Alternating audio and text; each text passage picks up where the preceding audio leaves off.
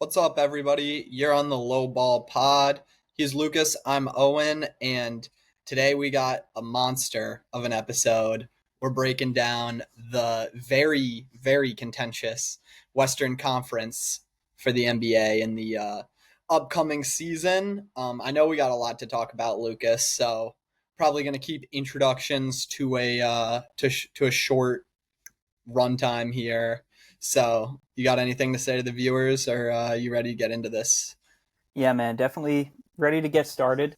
A conference that some may consider to be the best conference in NBA history if you take a look at it just from a larger perspective, which is really saying something. So, Reasonable. yeah, definitely ready to hop into it, though. Yeah. Um, and with that, well, I think everybody else in this conference might be trying to contend for the playoffs. I think there's one team that certainly doesn't have their sights set on that for this year and are maybe looking a little more towards next year. So I assume that we both will have the Utah Jazz here at our 15 seed. Yeah, that's spot on for me.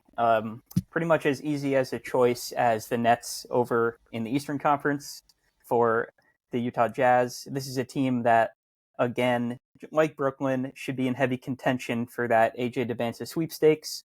They do have some young, exciting pieces to look forward to down the road, but as far as next season, it definitely looks grim. A few players I do want to highlight, of course.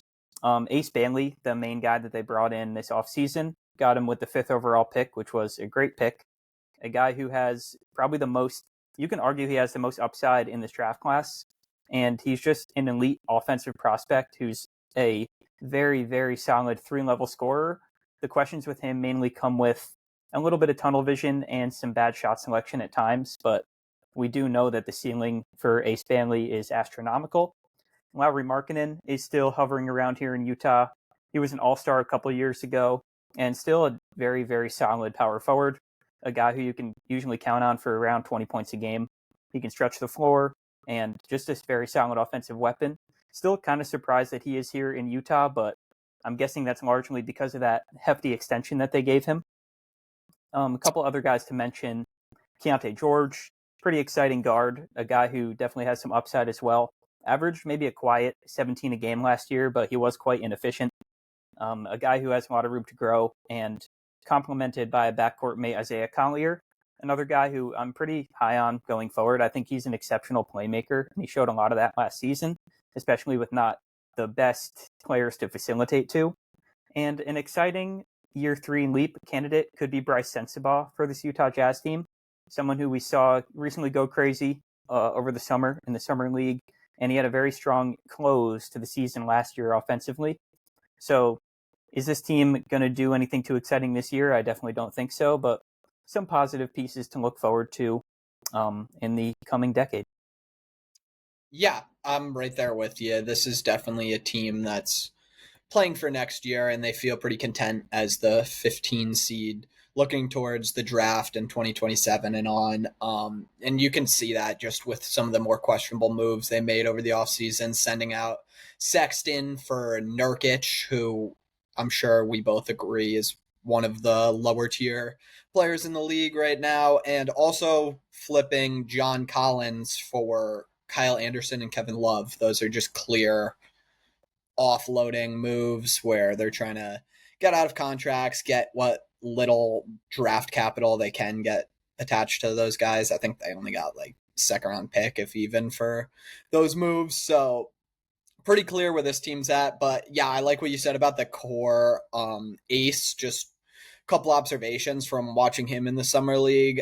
We obviously knew about his difficult shot making. That was really his thing at Rutgers, playing for maybe not the most competitive team, but he definitely got to put that on showcase. But I think what stuck out to me when I was watching him in this newer kind of NBA setting were just kind of the little things that he's going to need to get better at to fit into an NBA offense. He looked a lot better as a like catch and shooter He's a pretty underrated rebounder too, and he also showed like a little passing chops and some buy-in on defense, which are definitely things that you want to see from a guy like Ace Bailey, who does unfortunately have some off the court concerns. But yeah, I just thought overall just pretty good to see some of these more off ball flashes, especially because he did end up measuring a little shorter than expected. I know that people projected him to be in like the 6'9", even 6'10" range I saw before the draft, but he is actually only at 6'7", so he is going to be more of that like wing type of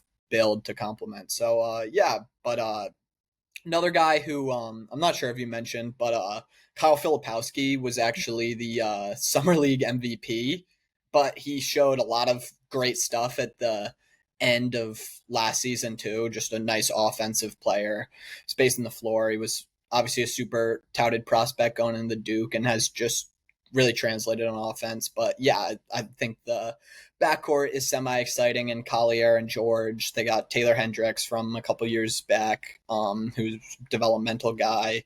Not sure if there's too much hype around Cody Williams anymore, but the good news is it probably can't be worse than last year. And yeah, they brought in Walter Clayton, but ultimately not pieces that we think are really going to turn the tides too much and dig them out of the basement of this. So I think we can just move on to the next team. Who do you got at 14? Coming in at 14, I have the New Orleans Pelicans. And this is a team that I'm sure they do not want to see themselves this low in the rankings after some of the offseason moves that they made, specifically around center Derek Queen that they made that last-minute trade for on draft night. So, I mean, things are just looking pretty grim in New Orleans, and this team as a whole just can never seem to stay on the court together. They have a lot of awesome individual pieces, but as far as coming together and bringing total production and production in the win column, we haven't really seen that yet from this core. Of course, the headliner for New Orleans is still Zion Williamson, the first overall pick from a good amount of years ago at this point, 2019. Damn, time flies. But Crazy. yeah, It's when in year Zion's on 7. crazy. When Zion's on the court, we know what he does. He is one of the most athletic players of all time and one of the most efficient scorers in NBA history, despite having quite a limited outside game. He is a very special talent, and really, it's even though he's had all the off-court drama with his weight and everything like that, when he is on the court, he still maintains elite production night in and night out. And if you can get another healthy season out of Zion after, I believe, was it his sophomore season when he played like 65 games and he was just looking like the next big thing. He always does when he's on the court. It's just a matter of consistency and being out there each and every night. So it all starts with Zion, but they have a lot of other awesome pieces, like I said. I love the combination of Trey Murphy and Herb Jones, two guys who I saw floated around a little bit in Knicks media this offseason, and man, it would have been so sweet to grab one of those guys. I love what they both do. Believe it or not, the Pelicans, but 2 seasons ago, they were a top 10 defense, and they also were a top 10 defense the season before that. I want to give a shout out to Herb Jones there because outside of him, the defensive staff on this team is quite underwhelming. But Herb does so many things on that side of the court and a lot of intangibles that really don't show up in the box score. Mm-hmm. Guy has a freakish wingspan and is just an elite athlete, especially defensively. He is someone that any contending team would dream to have on their perimeter. Trey Murphy has taken leaps and bounds in his game. This is someone who quietly averaged over 20 a game last season on good efficiency. He can shoot the lights out. He has limitless range, and he's a pretty underrated finisher as well. He can really get up and flush it too. He is someone who has still a lot of upside and room to grow as he's still quite young. Not my favorite piece on this team, but the projected starting point guard this year is Jordan Poole. Poole was in Washington last season and, of course, was part of the CJ McCollum trade, so he will be finding himself in New Orleans this year.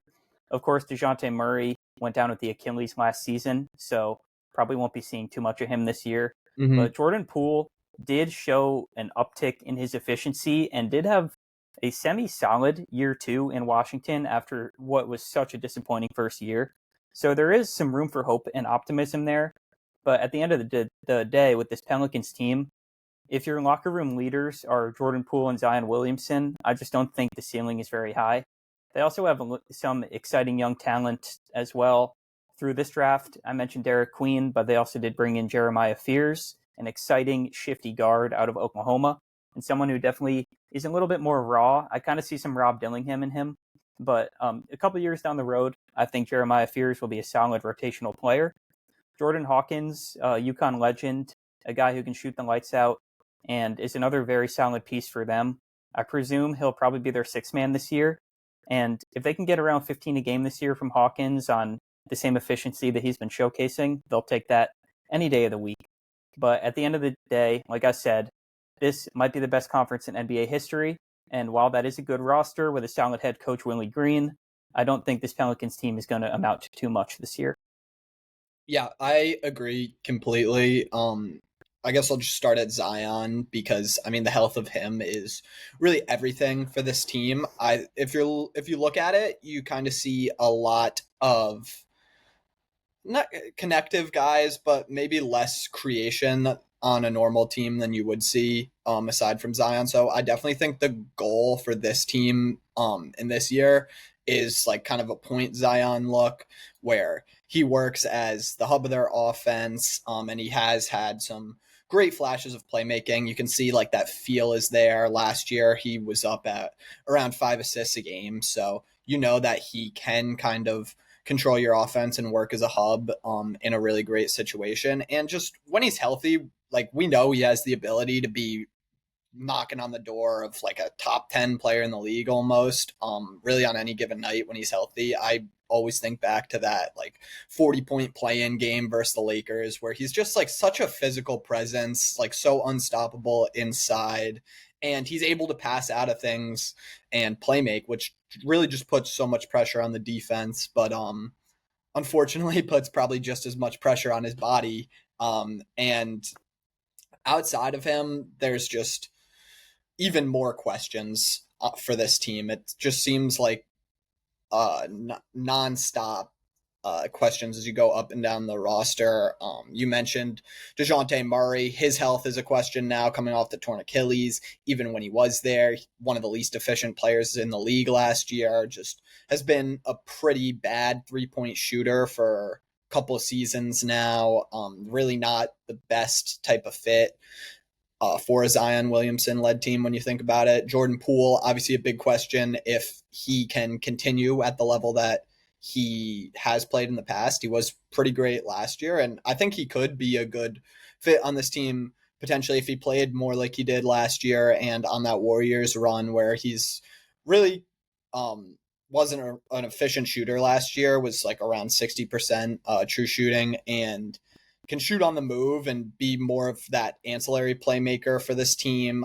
He even does kind of have a little shiftiness on his drive. So I think there is the potential for him to draw up a nice role for him in this offense, like outside of Zion. But then you got to weigh that he's also a pretty negative defender, which is unfortunately another theme that you see on this team. And you mentioned Herb Jones, like he really does have to hold down this whole defense, and he himself has had health questions, but I mean, great for the defense. And I think if you're relying on kind of one guy for your defense that's not a center, Herb Jones probably is one of the best guys to do that, just with his length and just affecting so much on the perimeter. He's definitely a strong spot, and hopefully he can just fit in with this lineup and they can get all these guys out on the floor and we can see them play for a little longer. But going down the list, you got Derek Queen, who's again not helping the defense, and honestly going to be hard to play him next to Zion on both sides because he's a guy who, while he was a great offensive player in his last year at Maryland, he also does like to kind of drive and float around the paint, similar to Zion. There's going to be turnover questions for me that are going to jump out in his transition to the NBA because he really doesn't necessarily make things too easy on himself as a guy who, you know, does play in kind of crowded paints and crowded areas and does put the ball on the floor a lot for a big man. So, I mean, he's got an injury now. That's just another huge question mark. I mean, the bright spot, though, that you mentioned would be Trey Murphy, who gives some serious range. He'll take some really deep, like, threes, which is exactly what this team needs. And he was able to provide a little off the dribble too. And it's also, a playable defender and probably room for excel if he's in a reduced offensive role, if there is a fully healthy Zion Williamson. Fears also just another question for rookie year. I mean, he's not really a guy I expect to be a super impactful guy. Typically, the smaller guard build isn't, but I mean, I do see him being good down the road with I think his shot will get better. You can see it with his free throw and some stretches of good shooting there. And I think he could potentially be a pretty solid fit with Zion down the road if everything is still here by that point.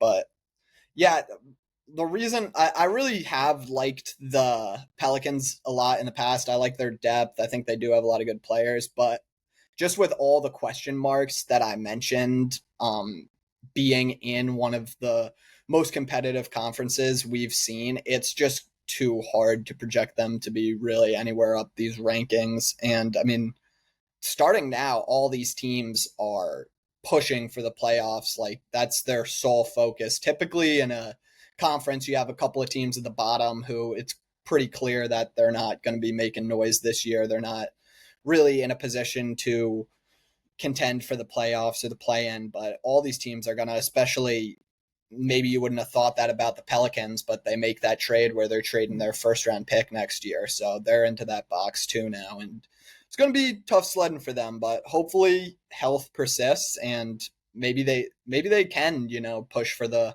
play in if this team is healthy, but that is just a big question. But it really does speak to the depth of this conference because they do have talent. Like for a 14 seed, this is a lot of talent on a team, but too many questions for me. Yeah, Um, definitely one of the best 14 seeds I've ever seen. Like, if we're just taking it from that point of view, like yeah. this roster is still very loaded with talent, like we've said, but just the pure depth of this conference is the main factor why we have them so low. Mm-hmm. I did like how you mentioned that 40-point play-in game that Zion had. That game is a pretty great summary of Zion's career so far. Of Right. course, popping for those 40 points against LA, and then in the final 3 minutes, he suffers a leg injury, and he has to leave the game, and he doesn't play again that season. So that is kind of how it's gone for Zion so far. Of course, if there is a change in fortune coming, then this team could definitely be in the play-in picture. But for 2025-26, I don't see it. Yeah, I agree. And let's transition to the 13 seed, who I'm pretty sure we have the same team here, which is a little bit different from the Pelicans. I talked about probably there being questions on that team like 10 times. I know I said that word a lot there, but with the Kings, I really don't have too many questions. I think we know what this team is. DeRozan, Levine, they can make the shots. I think Levine is overall a pretty valuable type of player, maybe even a little underrated at times, just efficient, good off-ball guy with some great stretches. You're going to have Sabonis in his role as the hub of this offense with the dribble handoffs, and, DeMar still a solid guy in the clutch. Monk, too, kind of plays into that. But, not a super exciting team in the Kings, and they've kind of had this gradual decline since they peaked that one year with the Beam team. Just not too much to get excited about for this team, in my opinion. What do you think? You do have the Kings here, right? Yes, I do have the Chicago Kings. I mean, Sacramento Kings at 13 here, stealing that Chicago duo, Zach LaVine and DeRozan. It's a good offensive duo, but again, we saw in a weaker Eastern Conference, this duo couldn't amount to much, and now they're here. So I do not expect them to have too much success in the win column this year. Is it a solid roster? I mean, it definitely is. I like what Malik Monk can do.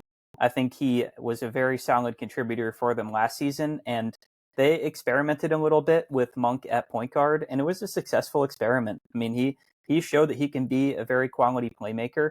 And of course, what's nice about this team, at least, is even if you have your point guard as Malik Monk, who's a good but not elite playmaker, you do at least have Domas at the 5, who is a pretty elite playmaker and someone that you can kind of hub your offense around as a mini Jokic.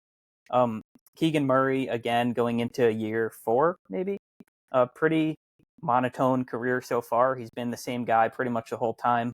I know the shooting splits have dipped since the rookie season, but he's still a good catch and shoot player and a solid on-ball defender.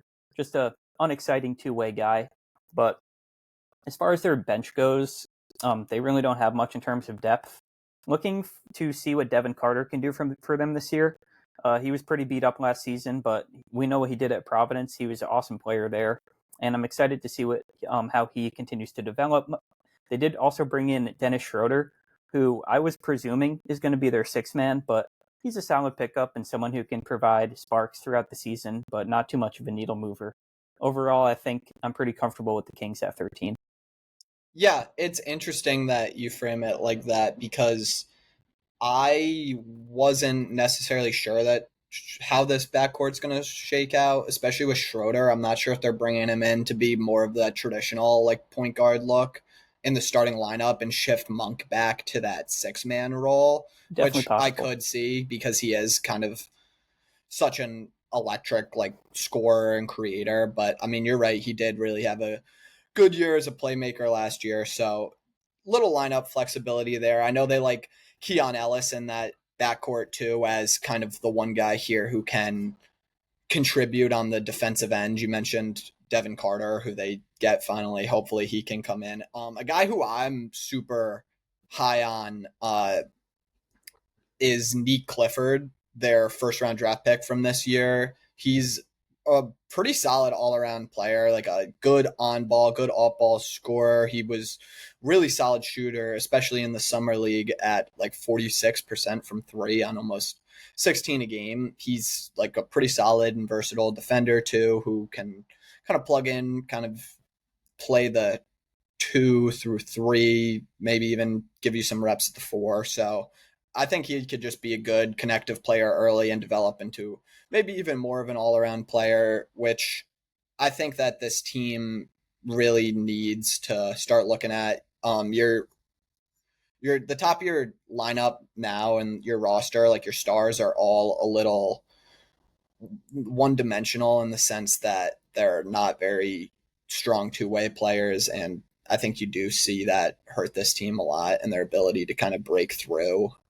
You mentioned Keegan Murray, just pretty bleak career, I'd say. I mean, you definitely wanted him to take more of that jump early on in his career where he's looking like a very promising shooter, which unfortunately has just seemed to be a little streaky in that department. And I mean, he's still a solid off ball starter, but I think there's the hopes of him being anything more than that are a little dismal. And I think it all just culminates in a pretty dismal looking team. I mean, they're pretty old.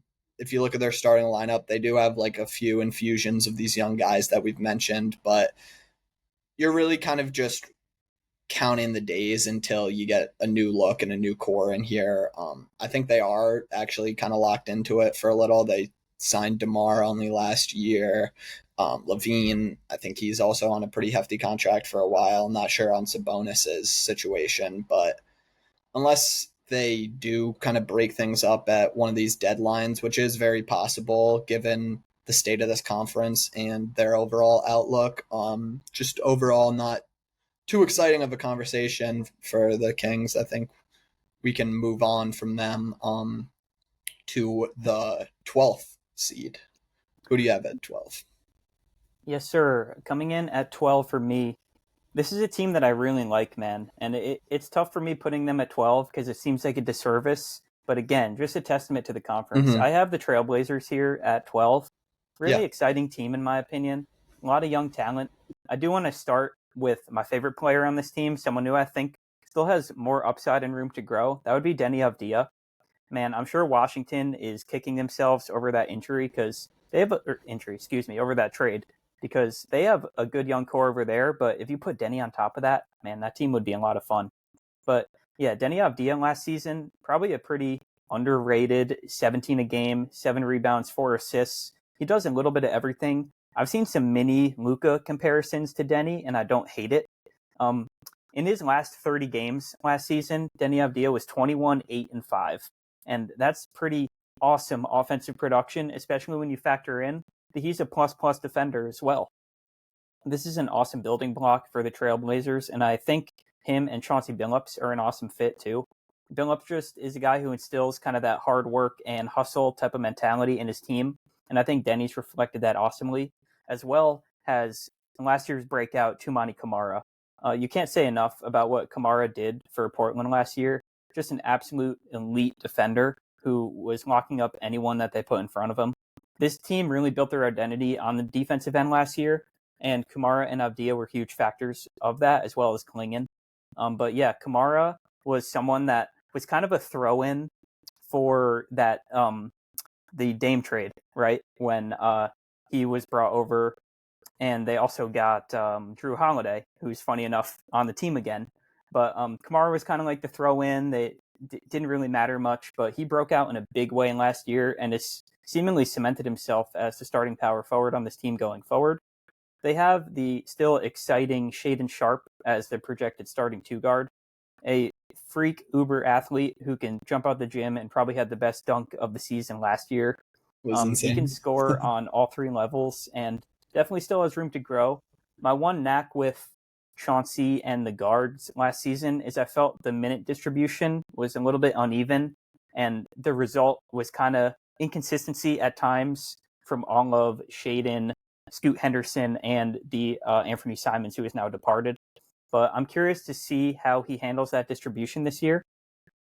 They do have Drew Holiday, of course, coming back with that trade from Boston. I like how Drew fits here a lot, mainly because of that defensive upside that he brings. You can argue that he might not have much left in the tank, only averaged around 11 points last season, and he really was looking pretty underwhelming on that end for most of the year. But yeah, I mean, there's definitely still the defensive appeal, and from a veteran standpoint, this is an awesome locker room guy and someone that should definitely help Scoot, Shaden, and all the other young guys develop well. They still do, of course, have Damian Lillard on the roster now again after that very exciting signing that happened a couple weeks ago. We don't expect to see him this year, but definitely worth noting as the best player in the franchise history. They do bring in again Jeremy Grant, someone who they probably overpaid a couple of years ago, but he is still floating around on the roster and can provide some pretty solid offensive value. And then one of the main question marks around Portland this year was pertaining to their first round pick, which was Hansen Yang. This is a player that a lot of guys projected to go early second round, even down to mid second round, just because he's a very raw, interesting prospect who there's really no guarantee that he's going to mesh and pan out on the NBA level. But if he does, there's tons of upside. I mean, this is a very fun player, playstyle wise. He has a little bit of that Jokic in him, right? Like we saw it in the summer league. You can kind of give him the ball, cut, he'll find you. You can throw him in the pick and roll. He's effective there. He has some soft touch, but of course, very raw prospect and someone that I don't really expect to make too much noise this year, but he's an exciting piece going forward. What do you think about Portland? Yeah, it's exciting to be. It's actually Yang Hansen. I know it's a little weird, but Yeah, I've heard they it do both ways. they Actually, do they do stuff it's like Yao differently Ming. on that side of the world for sure. But yeah, I mean, get ready to learn English for Yang Hansen. He's exciting, but I don't know how much he plays into the Blazers this year. But I did like that pick as just kind of a cool dart throw. But yeah, I think you hit it on the nail with kind of the core identity of this team as just like a scrappy defensive led team, which Billups really has seen some success in establishing. Was this his first year as a coach, or was He's it been there a his couple second year? seasons. Second year. But I think you really saw it this year. I know we had a conversation with them mid year where I was like, wow, like Chauncey's really not like playing Sharp and Henderson. Like these guys aren't going to develop under him. Like, what are they doing? But really, if you went and watched the Blazers last year, like they were a pretty decent watch for a team that really did not have that much excitement around them. They played hard every single night, and really do have that culture instilled in them, which just jumps out when you're looking at a team that's towards the bottom of the conference, a team that doesn't really have that star player. Um, I was super impressed with what Chauncey has been able to do here. And I think the first two guys you mentioned are really the guys who just speak to this. With Denny, you're just getting a super good all around player. The scoring is probably the most notable thing that's improved since Washington. He's gotten better as a shooter, was almost at like 37% last year. He's also pretty great as a creator, like just using that like size, speed, like strength. He's become a pretty good driver and a paint He's incredible scorer. downhill. Yeah, Yeah. he's just like a serious athlete, and he came into the league as just like a toolsy guy. And maybe in a situation like Washington, you're not really able to get like an accurate development, but he just feels like a guy to me who's like a really winning player and got even better in a winning atmosphere and just turned into like a really good piece. It just really makes you scratch your head like why they would trade this guy. But yeah, his best attribute is still probably even on the defensive side, which really fits this team where he was great. And you mentioned the numbers 17, 7, 4, and I think you mentioned his last 30 games as being an outlier. In his last 16 games, he really turned it up. He was averaging 25, 10.5, 5.5 on 65% true shooting in his last 16 games, which obviously that March, April stretch isn't the most accurate, but just knowing that that's in there really does get you excited. I mean, Kamara, just very talented defender, just so long, athletic. I think they call him the Shadow is his nickname. Super accurate. I mean, you could put him up there with like top like 10 defenders in the league based on last year. He definitely was last year. I'm pretty sure he was all NBA. He is perfect for this team and that identity, and I know they love him there, and getting that is kind of a throw in that trade. Just awesome. It's funny seeing that Drew and Dame are actually both back on this team. But Full circle moment.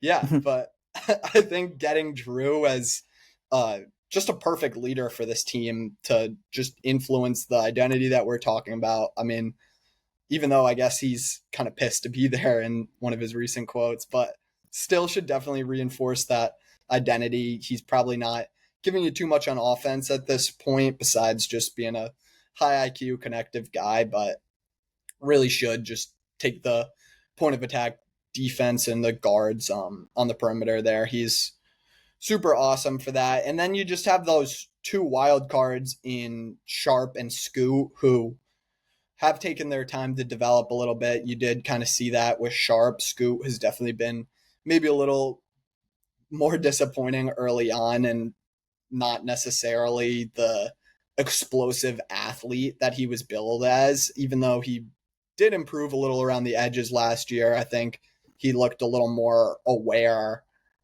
just on like defensively, his handling and his shooting, but overall was a guy who was certainly less NBA ready coming out than most people expected. And I mean, I'm not sure if he'll ever be a star, but he is only 21. So you're probably going to have to play him a little this year, and hopefully he gets a little better. I think Sharp right now is probably the more intriguing of the two. I see some pretty great flashes from him. You mentioned that dunk against the Wizards last year. Like, that was insane. That was probably the dunk of the year. Um, and you do see the flashes of the shooter, even though it's inconsistent and the percentage isn't great. I do think he has like a pretty good like looking shot, good form. Still questionable on like the shot selection, the IQ, just overall consistency. But at the rim, he really is able to show those athletic tools that he was drafted on. He's obviously very good at finishing, like we mentioned, but he has developed a little bit of a mid range, and I do kind of see the vision there. And yeah, just finishing off, I know it probably hurt you a little bit to mention the Klingon piece of things, but he is just a very good rim protector who moves pretty well for his size. You know, there's a little bit of offensive potential with just finishing, and I think he just safely projects as like a solid starting center, which is just a good asset to have. Then you had maybe some bonus points in Rob Williams if he could ever get healthy, but not counting on it. It would be great for the defense to boost that even more. But yeah, I like this team a lot. I wish I could rank them higher, but in this conference, it's just hard. Like in the East, they'd be pushing for the playoffs, probably even in it. But just this conference is so tough. But Yeah. I'm excited to watch this team. They proved that even if they're not going to be contending and pushing for it, they're still going to play hard. They're still going to be a scrappy team. So I am excited about the Blazers. But if we want to move on, a little more controversial of a team here, we have the Suns, who had a pretty noisy offseason. You want to get into them? Yeah. Definitely. Just some finishing You thoughts on have them, right? Portland. Yep, I do have Okay. Phoenix at 11. Finishing thoughts on Portland quickly. I didn't talk much about Scoot before, but I agree with what you said. Um, the interview, not sure if you saw it, his interview he had at the beginning of his sophomore year, which was last season. They asked him a little bit about his biggest takeaways from his rookie year and what he learned, and his response was he had a lot of good food. So it It's was crazy. definitely very questionable and kind of I do shows where his remember that. head's at maturity wise. Mm-hmm. Scoot's someone I was super high on coming in, and like you said, that athleticism hasn't really translated, kind of Jalen Suggs-esque. But yeah, Right. definitely still some upside there. But if we do want to move on to Phoenix, I mainly have Phoenix at 11 for one reason. That's just out of respect for Devin Booker. And I consider him pretty much a top 10 player in the league and someone that is capable of bringing this team to the play in or further at his best. So outside of him, this roster does have a good amount to be desired. But I think with how they looked last season, they still can feel pretty good about how they've transformed the roster over the summer. If we want to dive into it, Devin Booker is projected to be the starting point guard, and this is a role he's proved comfortable in, has averaged 7 assists a game multiple times before, and can definitely be the primary offensive source for a very successful offense. Um, him and Jalen Green is quite the interesting pairing. We definitely talked a little bit on Green in our introductory video when we mentioned the winners and losers, and Jalen Green, of course, being moved away from Houston, where he spent the entire beginning of his career. I definitely like the change of scenery for Green, and I think it was necessary. I do think that he can build on his 21 point per game season last year. And while he does have those off nights and they're inevitable with Jalen Green, if he can string together a little bit more consistency as a product of the spacing and the offensive style in Phoenix, I wouldn't be surprised at all. Um, did quickly want to mention that their new head coach, Jordan Ott, he was on the Cavaliers staff last season, and he's been credited a lot for the offensive leaps that the Cavs made last year Mm-hmm. and kind of the improvement in ball movement and the more selfless offense. I think Jalen Green can be a huge beneficiary of this type of style. So I'm excited to see that. And moving down, another guy they received in that KD trade, Dylan Brooks. You got to love having a guy like Dylan Brooks on your team, just someone who is going to give the opposing offensive star some anxiety the night before they have to play him. Going to get in their head and just be an irritant for 48 minutes on the sideline and on the court. Royce O'Neal, starting power forward projected for this team. Not much to say about him. He's a solid two-way player who should continue to produce there. But where Phoenix should definitely feel good about their offseason lies at the center position, where they made two big acquisitions. First was acquiring Mark Williams over from Charlotte.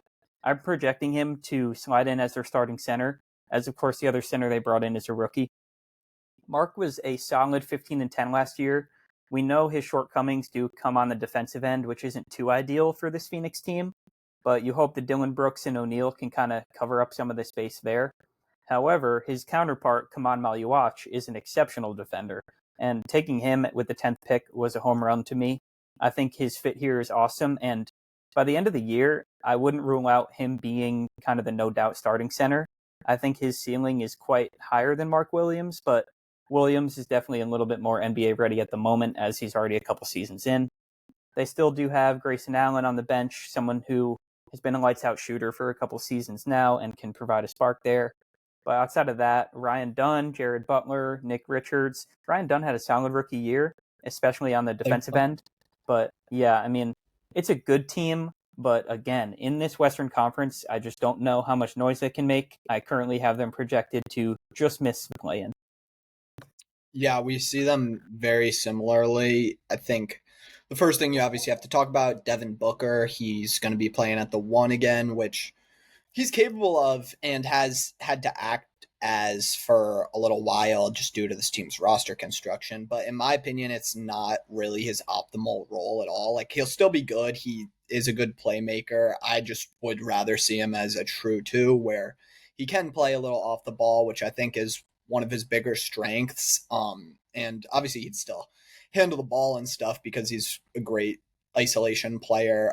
But it just makes me kind of think that the only path to this offense being good enough for them to like push for playoffs and winning a series or something is just a ridiculous lights out insane year from Devin Booker, and it just puts a lot of pressure on him because obviously making the move for Jalen Green and him being one of your starters, one of your, I guess, building blocks now, it is putting a lot more pressure on him. I think even more pressure than there really was for him in Houston, where he really does have to be like a consistent and efficient scorer here. I think Houston was able to live with like some of Green's inconsistencies and just overall offensive deficiencies just because they had that awesome defense and just overall toughness to like hang their hat on and lean on when things got bad. But now I think whenever Phoenix or whenever Green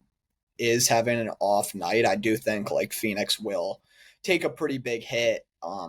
Because I mean, he doesn't really have that playmaking to fall back on. The team is kind of already stretched for that. You're just putting a lot on D Book if you're having an off Jalen Green night. And I love Booker. I agree with your point that he is kind of near the top 10 or pushing it, but it is just a lot for him. You mentioned Jordan Ott. I do really like the hire and just the idea of getting this offense as a higher pace, like running of some more sets, and just overall, I heard a lot of good things about him. I think it's Damari Carroll who he brought over, who's gassing him up, saying that he deserves a lot of the credit. But yeah, I think just like if they can get that kind of offensive turnaround like the Cavs had, and just able to keep possessions alive more, get the ball movement going, I can start to see the vision a little bit more here. You do have Royce and Grayson, like you mentioned, who I think they do kind of fit that idea where they're good role players, good spacing, and they do give a little bit of that flow of the game passing. Brooks does at times a little bit too. The big upgrade for this team and what gets me ultimately kind of excited for this team is the center room, though, which is one of like the most improved units in the league. I think outside of the Rockets getting Kevin Durant as their lead scorer, I think the Phoenix's center depth is probably the biggest improvement in the league. You had Nick Richards starting last year, and now he'll be your third guy, which I don't mind him in. But yeah, I think rebounding immediately turns to a pretty decent strength with Williams and Maluach, and Richards now is a depth piece. And I think the defense will probably hinge a little bit on how fast Kaman can get in and make an impact right away. And hopefully you get a little more Mark Williams buy-in there. But they do have kind of the personnel on the wings in Dunn, who you mentioned had a good rookie year, good 3-and-D player. Royce and Brooks both fit into that mold. So I kind of can see the path for this team being average if there is kind of that big offensive turnaround that you get with Ott. And just I think overall there's got to be a pretty big vibe switch versus last year. I mean, this team had like horrible energy last year. That whole like KD and Beal era was just like so painful to watch. They were just like a drag. And I kind of can see it happening a little bit. I think they will, come out with a lot more energy this year. They're obviously going to be trying to win because they kind of have to. So I do think that this team could actually improve from last year and just play a little better based on that. But I am a little worried about the offense's clunkiness and limitations, and I would just overall like if maybe like the whole Jalen Green situation was a little more clear. It's just kind of going to have to be something that you got to wait and see. So not a perfect team, but I can see them being a little bit above the teams that we mentioned just based off Booker's floor raising ability and the vision with the wings and the center room. Yeah, definitely do agree with that. I think 11 is a fair spot for Phoenix. And if we do want to move on to the 10 spot here, a team that I consider to be in a fair, kind of a similar boat, mainly just because they have that 1A superstar. And coming in at 10, I do have the Golden State Warriors. Um, yeah, just starting from the top, of course, this team lives and dies with Steph Curry. And this is Steph Curry, who's going to be turning 38 this upcoming March. So Damn. time is ticking for him. And I mean, this team is still solid. They were a good team last year. Again, somehow a top 10 defensive rating. I don't know how they do it. Shout out to Draymond Green. But yeah, this team just always finds a way to kind of stay relevant and stay sneaking around there. And there's always the potential that they can go on a playoff run, as we've seen countless times. Yeah, they have Steph, of course, still, and then counterparted with Jimmy Butler, who they brought over midseason last year. Jimmy isn't quite who he was in his Miami days, but he's still an impactful player and someone who you know is going to give very solid effort on both ends of the court and a great floor raiser for the team and potentially a great ceiling raiser come the playoff time. Of course, you still have Draymond Green, their projected starting center, someone who is just beloved by this Warriors team and is a no doubt Hall of Famer one day. Still an elite defender at his size, and he can really still bolster a defense along with Podziemski and Moses Moody. These guys aren't too exciting, but they're two young pieces who Golden State really trusts, and you could tell Steve Kerr really trusts. Mainly Podziemski had kind of an underwhelming season last year. A lot of people projected kind of an offensive breakout for him, but we just didn't see it. Um, Another notable player for them is a guy who's been the catalyst for a lot of offseason buzz, Jonathan Kuminga. Seems like Kuminga is going to be on this team next year, which is good for them. I mean, they definitely need that young talent and the offensive spark. But again, I just don't think he's too much of a needle mover for this team. And I think it's evident by how hard they tried to move him that they kind of agree with that as well. They also do have Buddy Hield on the bench still, someone who had some crazy moments in the playoffs, but a great shooter and a good fit for the offense and the identity that Golden State's had for the past decade. And then rounding out the bench, Quentin Post, Trace Jackson Davis, decent rotational centers, but nothing to get too excited about. I think just out of respect for Steph, Jimmy, and Draymond, I did want to throw this team in the play-in picture, but I just can't put them much higher. Yeah, it's a shorter conversation because they just simply don't really have that many players on the roster right now. Like, I don't know the whole situation with Kaminga, and I guess they're banking on Horford signing there eventually, who I do think is a good fit, even though he is up there with Steph as like a 38-year-old. But yeah, I'm just gonna be honest. I don't like this team, and I especially like don't like it outside of the big three at all. And while I do think that the big three works very well together, like obviously Steph and Draymond just have that kind of unmatched chemistry and their ability to run a great offense with the pick and pop and the off ball moving. It's awesome, and it's really one of the best dynamics there is to watch. And I loved the way that Jimmy came in and fit right into that last year.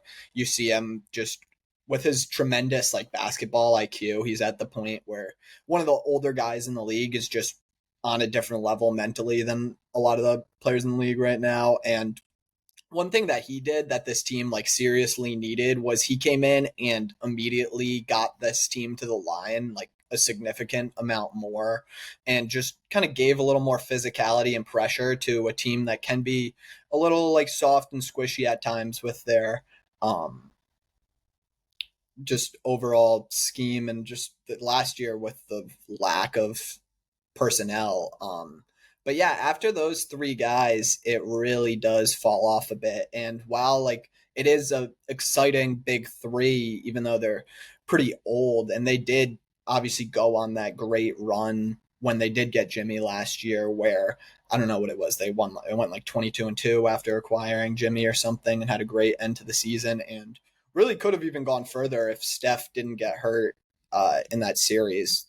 But regardless, this team is, I mean, you got Draymond at the center right now, which is just not ideal at all. And in the playoffs last year, you saw they were really challenged, pushed to a game 7 by a Houston team that didn't have like the same scoring punch that Golden State had, obviously, and did have that really slow half court offense that is going to struggle to produce in the playoffs. But what kept them in that series so long was just the ability to rebound, like defense and offense. They own the glass. And how is that going to get any better at all on this team?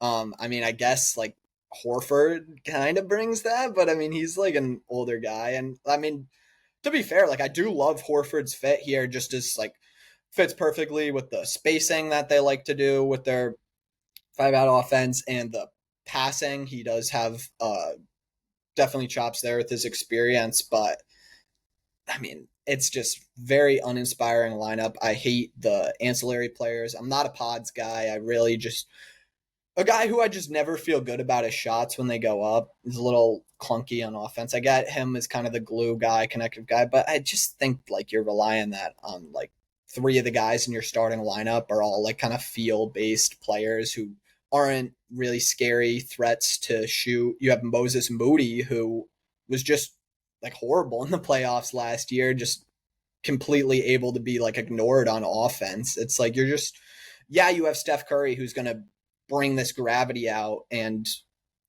obviously going to transform the way teams have to guard him on the perimeter. But it's like you're kind of milking that at this point by like the guys you're putting out there, and it's just it's gotten gross. It's gross. I'm really disgusted by this lineup. I can't lie. I mean, hopefully Buddy Hield has a complete consistent season, but that's probably not going to happen. So Yeah, I'm not too optimistic either, to be honest. Like I said, it's really just out of respect for one of the 10 best players of all time that yeah, I felt like I did have to put them here.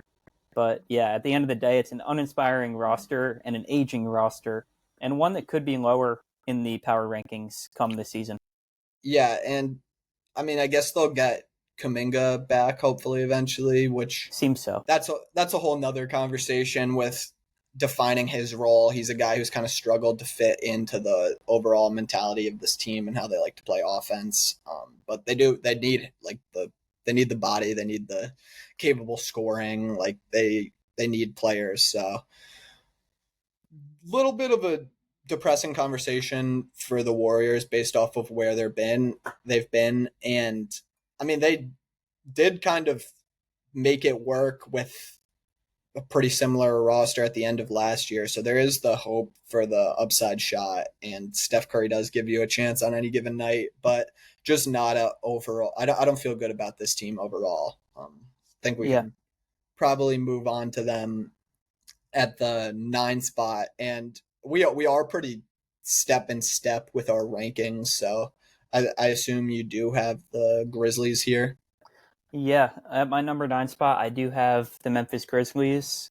Um, yeah, this is a team where, starting at the top, I mean, I am about as high as a guy you can find on Jaren Jackson. I love what he does on both ends of the court, and if you have him on your roster and he's healthy, you're going to have one of the best defenses in the league. And someone who made strides even offensively last season. He's always been capable offensively, but he was just very efficient. And even playing more limited minutes, only hovering around 30 minutes a game, he still put up 22 a game on very solid efficiency. He can shoot from outside. And Jaren Jackson, when he posts up, his offhand hook is such a money shot. One of the best signature moves in the league, in my opinion. It might be And ambidextrous. yeah, He he damn can near go is. off either hand And I mean, in my opinion, this past season, he kind of took the reins as the best player on the Grizzlies. for And sure. we'll see if point guard John Morant can steal that back this year. I know that Morant and Taylor Jenkins had some well documented disagreements last year, and that ultimately led to his departure. They did bring in Tuamas Isalo, and I know that after he was brought in, Ja kind of more looked like John Morant. He was hovering around 27 a game, where he was more down in the 22 range when Taylor Jenkins was at the helm. And this was kind of a product of Taylor Jenkins' offense being very selfless, ball movement oriented, and getting everyone involved, which I personally thought was a great philosophy for this Memphis team because they're a very deep team and it's just smart to get everyone involved and share the wealth. But now with the departure of Desmond Bane, we kind of see that hung up a little bit. And I think getting Ja more to that usage that we saw in his first couple seasons is a strong idea. But I don't want to get the wrong idea that this team still isn't incredibly deep, because in my opinion, they really are one of the deepest teams in the league. They brought in Ty Jerome, who just had an awesome breakout season for Cleveland. And if we look at the point guard depth of Ja Morant, Ty Jerome, and Scottie Pippen Jr., this is one of the best point guard rooms in the league. And this is a team that can now feel semi-comfortable if Ja does have to miss a stretch of the season, which we've seen him have to do multiple times previously. They brought in Cedric Coward with their first round pick, and I like this move a lot. A guy who's just a straight up 3-and-D stud, and it seems like they're trying to get a lot of these type of players on the roster to surround Ja and Jaren with, and I'm all for it. All guys like Jalen Wells, Gigi Jackson, Cedric Coward, and Santi Aldama. I think they all fit kind of that similar mold, even if they're not necessarily the same height or position. They can all spread the floor, play good defense, and play selfless basketball, which I think could result in this Memphis team having a higher ceiling than where we're projecting them. But I think 9 is a pretty fair spot when you kind of look down the rest of the standings and you see the talent left. Yeah, for this team, I think the template is just going to be good defense plus peak jaw. And hopefully you're getting that back, and hopefully he's healthy for the full year. And it's going to be a different look than the team last year, where, like you mentioned, we did see kind of a more balanced approach under Jenkins, which obviously Ja didn't like too much, and he struggled under with his deficiencies off ball and a bit as a shooter. But we are probably going to see it return more to what it was like in the past with the Ja pick and rolls. But I'm just kind of hoping that while you have that, you can also save some room for Jaren on offense, who really did just take a huge leap last year and was so good at working through the post and especially attacking those mismatches, because he is such like a big athletic unique athlete. And we you just talked about it, but like the paint and mid-range game where he is able to go off of both hands, his creation abilities like seriously stuck out to me this year, working in that new role as kind of a hub. Just so much like handle and body control for a big guy. It is pretty rare to see. He gets to the line a lot too, which is great. And just the great touch in the paint even extends to out to the 3-point line, which is such a valuable archetype. The playoffs definitely were a little more concerning, where, I mean, you do run into OKC where it is kind of not the best matchup for him. And I mean, you're going up against two pretty elite defenders in Chet and Hartenstein, and that doesn't bode well for really what he wants to do. And I think the next step for him is just developing that playmaking feel to so in a playoff environment where he's getting doubled, he can pass out and teams can't just go to that every time. But I think maybe against elite defenders aren't necessarily going to be the best matchup for him, but he still gives you so much on offense. And I mean, that one series doesn't really take away from the body of work he put together through the regular season, where he was this team's best player, and I think he was playing at an All NBA level. And yeah, I mean, I didn't even talk about his two-way ability, where he's one of the best players in the league on that end. And last year, you could probably have made an argument that he was the best two-way player in the league. Just a great rim protector, but also really good hands for a big man, and just the versatility to play. But does also kind of have his drawbacks on that end too, where he has been a little foul prone and isn't necessarily the best rebounder. So you do need to play him at the 4, which makes him a unique player. But he is a guy who I really liked seeing the offense work around, and it's going to be interesting to see how their identity transforms under their new coach. But aside from that, I think you nailed it with the pieces around them. They're all just really good ancillary pieces to have. And even though they don't have that guy who's necessarily going to come in and replace Bane's production completely, I think it is going to be like a committee approach because they've been stocking up like so much depth in the wings and like the backcourt through the years that it's just like at the point where I think you can let it free. You mentioned Jin Wells, who is just like a winning player, and I love him in your starting lineup. You did get KCP back in that deal, who hopefully you can have a bounce back. He would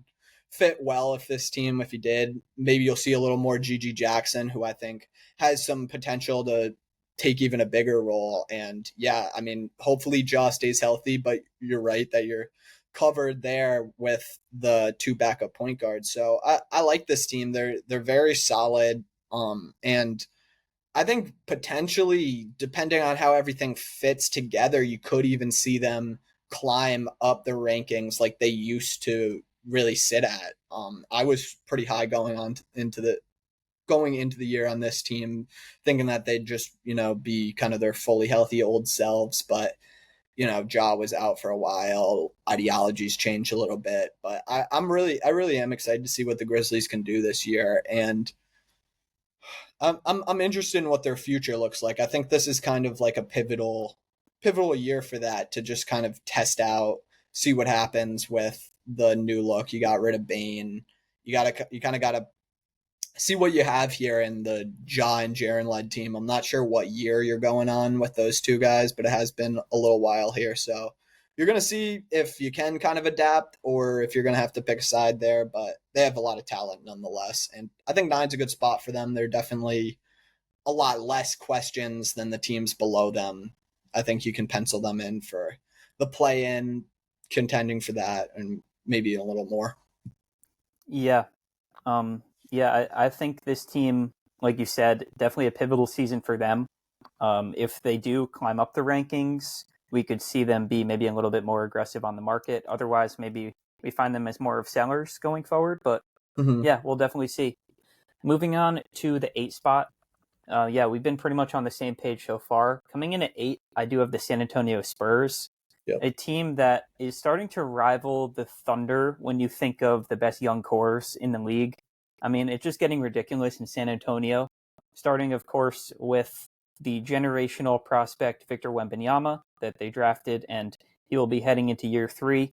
Year 2 was cut short, unfortunately, by those blood clots, but what we saw in the sample was just a phenomenal player and someone who is pretty much no doubt already a top 10 player in the league. And when you have someone like that on your team, your floor is naturally very high. And Wembanyama, like we just talked about how Jaren arguably was maybe the best two-way player in the league last season. If Wembanyama was healthy last year, he would have ran away with Defensive Player of the Year. So if you can start and establish your identity as a team with someone like that, you take it and run with it. Wembanyama is an absolute superstar and someone that I'm thrilled to watch for years to come. The Spurs just re-signed De'Aaron Fox to a 4-year, monstrous $229 million deal. It's a controversial contract coming at this time where De'Aaron Fox doesn't exactly fit the timeline as all of the other guys on the team, but I don't hate it just because this is an all-star point guard and you're kind of locking Wemby in with the second option for now. We know some young talent on this team might eventually take that spot, but for now, I love it. I love De'Aaron Fox as a mentor for Castle, for Dylan Harper, for all the young guys on this team, and one of the fastest players in the league, an elite pick and roll player, an elite downhill guard, and his play style to me is just an awesome compliment to Wemby, who maybe if you had to pick a shortcoming for him might be his speed. And he's still very mobile for his size, but of course just in reference to every other player. Reigning Rookie of the Year, Stephon Castle is their projected starting 2 guard, a guy who was pretty awesome last year and has very strong two-way capabilities. The next step for him is definitely going to be the outside shot. And if he can develop that further this year, we can see the team as a whole take huge steps.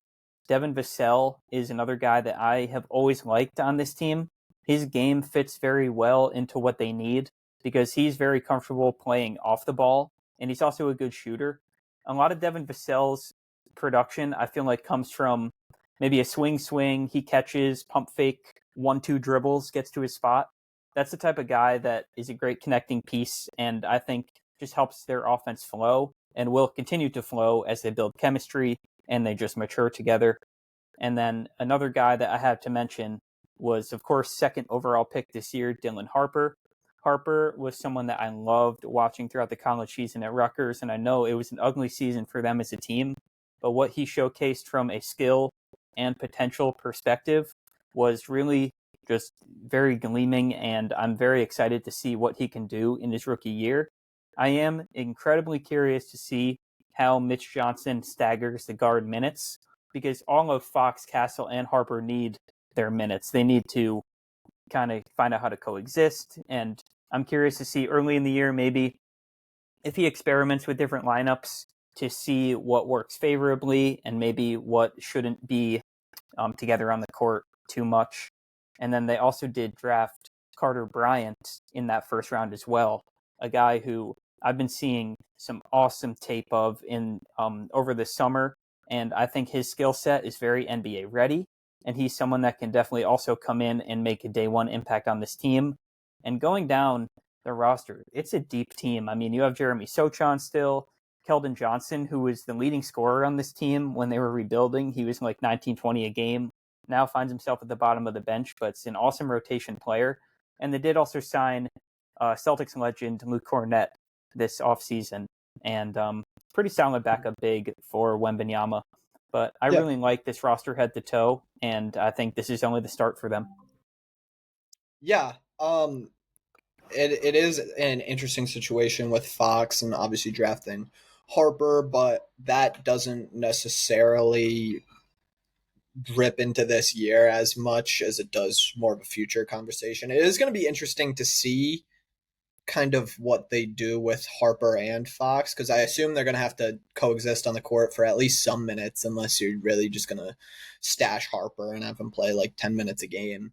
But that'll be interesting. But I do like the fit with Wemby potentially, and I do think that Fox, while maybe he has kind of seen a little downtick in those last few years with Sacramento, he also was in a pretty gross situation that didn't compliment him at all. He's not the greatest 3-point shooter, and really his value is like getting downhill, down to the rim. He's the fastest player that's on the court on any given night, usually. So he's just going to get a good opportunity here with some of those 3-and-D pieces you mentioned, and playing with a guy like Wemby who can space the floor.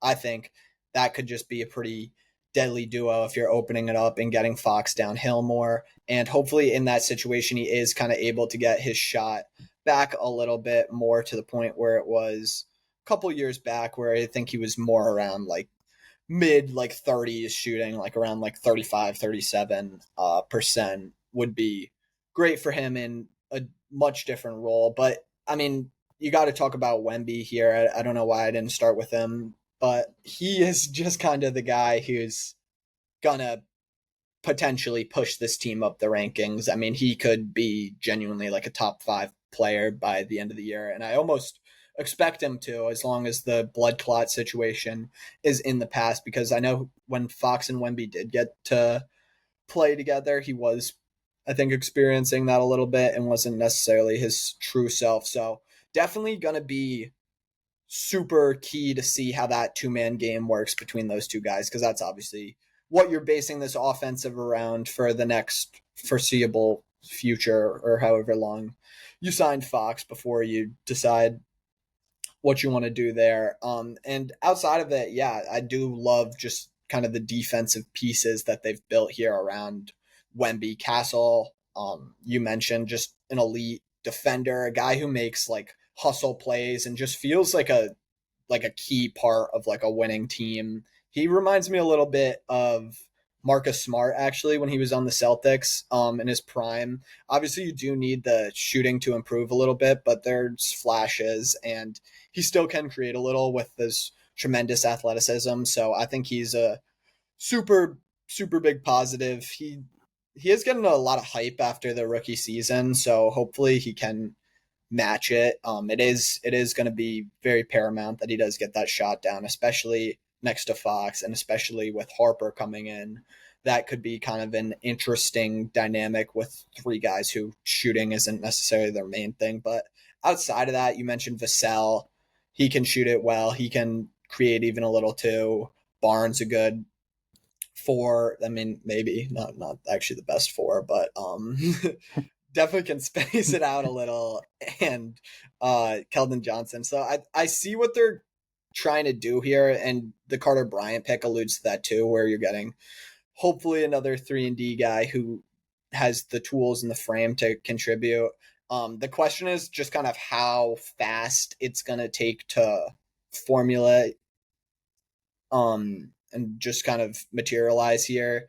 You have a lot of young players who need to step into those winning roles, and it's just going to be how quickly they can adapt to that, and then also just how quickly Wemby actually becomes like the best player in the league is what's going to power this. Because if Wemby comes out next year and takes another step like he did this year and is like in conversations for the best player in the league, like which like honestly he has had stretches and he's had games where he's looked like that, so I wouldn't be super surprised. I do really like the idea of pairing him with a athletic point guard who can get downhill and play off of a just generational center who can shoot it. And I mean, obviously the two-man game's not going to be everything. I mean, Wemby is good enough to the point where he's going to get his own offense and he's going to be given freedom to create on his own, which is going to be awesome to watch. But yeah, they got good backups for him too now. Cornette's in there. Olenek can kind of come in as another guy who's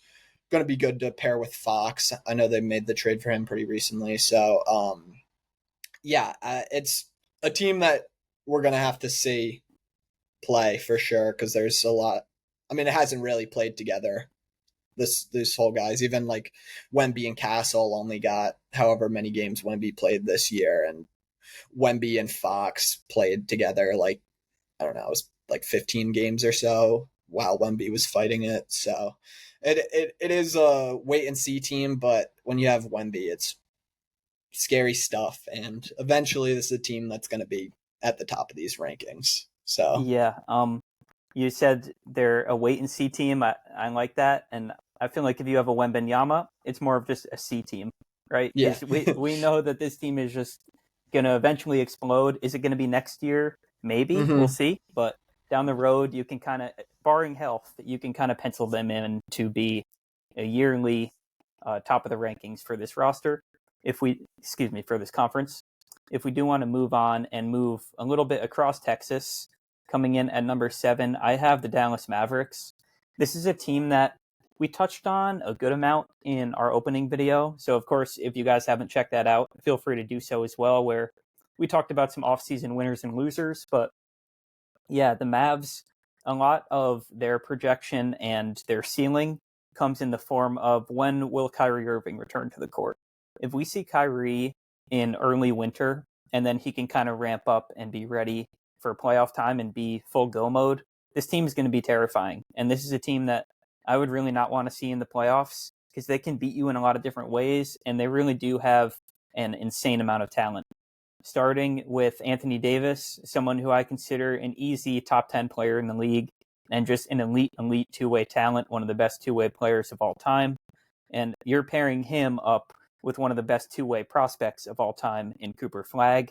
So excited to see these two work off of each other and play together as both a small forward, power forward duo, and also at times probably a power forward center duo, which is just very exciting and very dynamic to think about the different capabilities and different ways that you can mismatch this duo. And on top of this, they just have an awesome and exciting amount of depth. I mean, Anthony Davis is, like I said, projected to start at the 4. At the 5, you have this incredible duo of both Derek Lively, he's going into year 3, and then Daniel Gafford. These are two guys that can both step in and give you a rock solid 25 to 30 minutes a night, play strong defense, catch lobs, and likely walk away with a double-double on top of it. You have PJ Washington coming off the bench this year. He's still a great 3-and-D player, a great spot-up shooter, and someone who, ever since he came over here from Charlotte, seems like he's kind of had a little bit more of a chip on his shoulder. I'm sure it's relieving to get out of Charlotte, right? Let's be honest. But yeah, I like what he's done for this team ever since he's been here.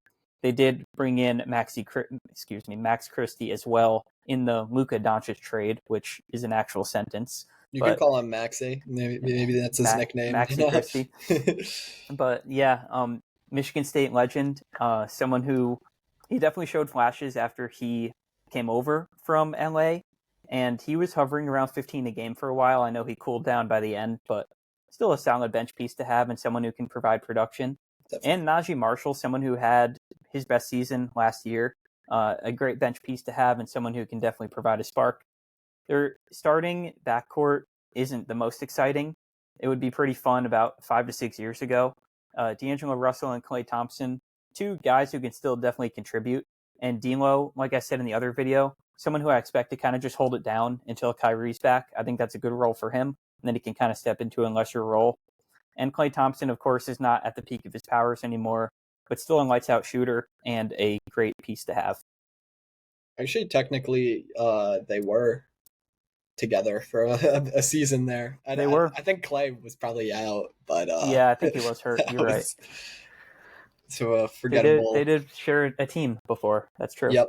So super forgettable reunion here between those two, but that's not the center of conversation. I think the center of conversation and the real X factor here is just how quickly Cooper Flagg is going to get up to speed. And we did talk about this in that video, but just seeing how quickly he can take in the role of being that kind of connective point forward playmaking guy, a guy who you're going to want to run your offense through. There's no doubt that he has the tools to do that, and he'll immediately be a huge impact on the defensive end. But really just going to see how long it takes him to be that level of player. I think he can realistically come in and definitely be like a top 50 player next year in a smaller role. But he is only 18, so you don't want to put too much expectations. But I mean, there always is like that if he does just come in and immediately has a crazy Luka like rookie year. I mean, it could get scary very quickly. And I think this team and the last team, the Spurs, is where realistically, I mean, you definitely need some things to break free. Like a championship is possible with this roster, if things break your way. With Anthony Davis, I mean, he's a guy who's bona fide like number one on your team, a locked in top 10 player in the world, and just is going to give you so much impact on both sides. It'll be interesting to see how they stagger the whole front court lineup, because they have just kind of a embarrassment of riches there with Lively and Gafford.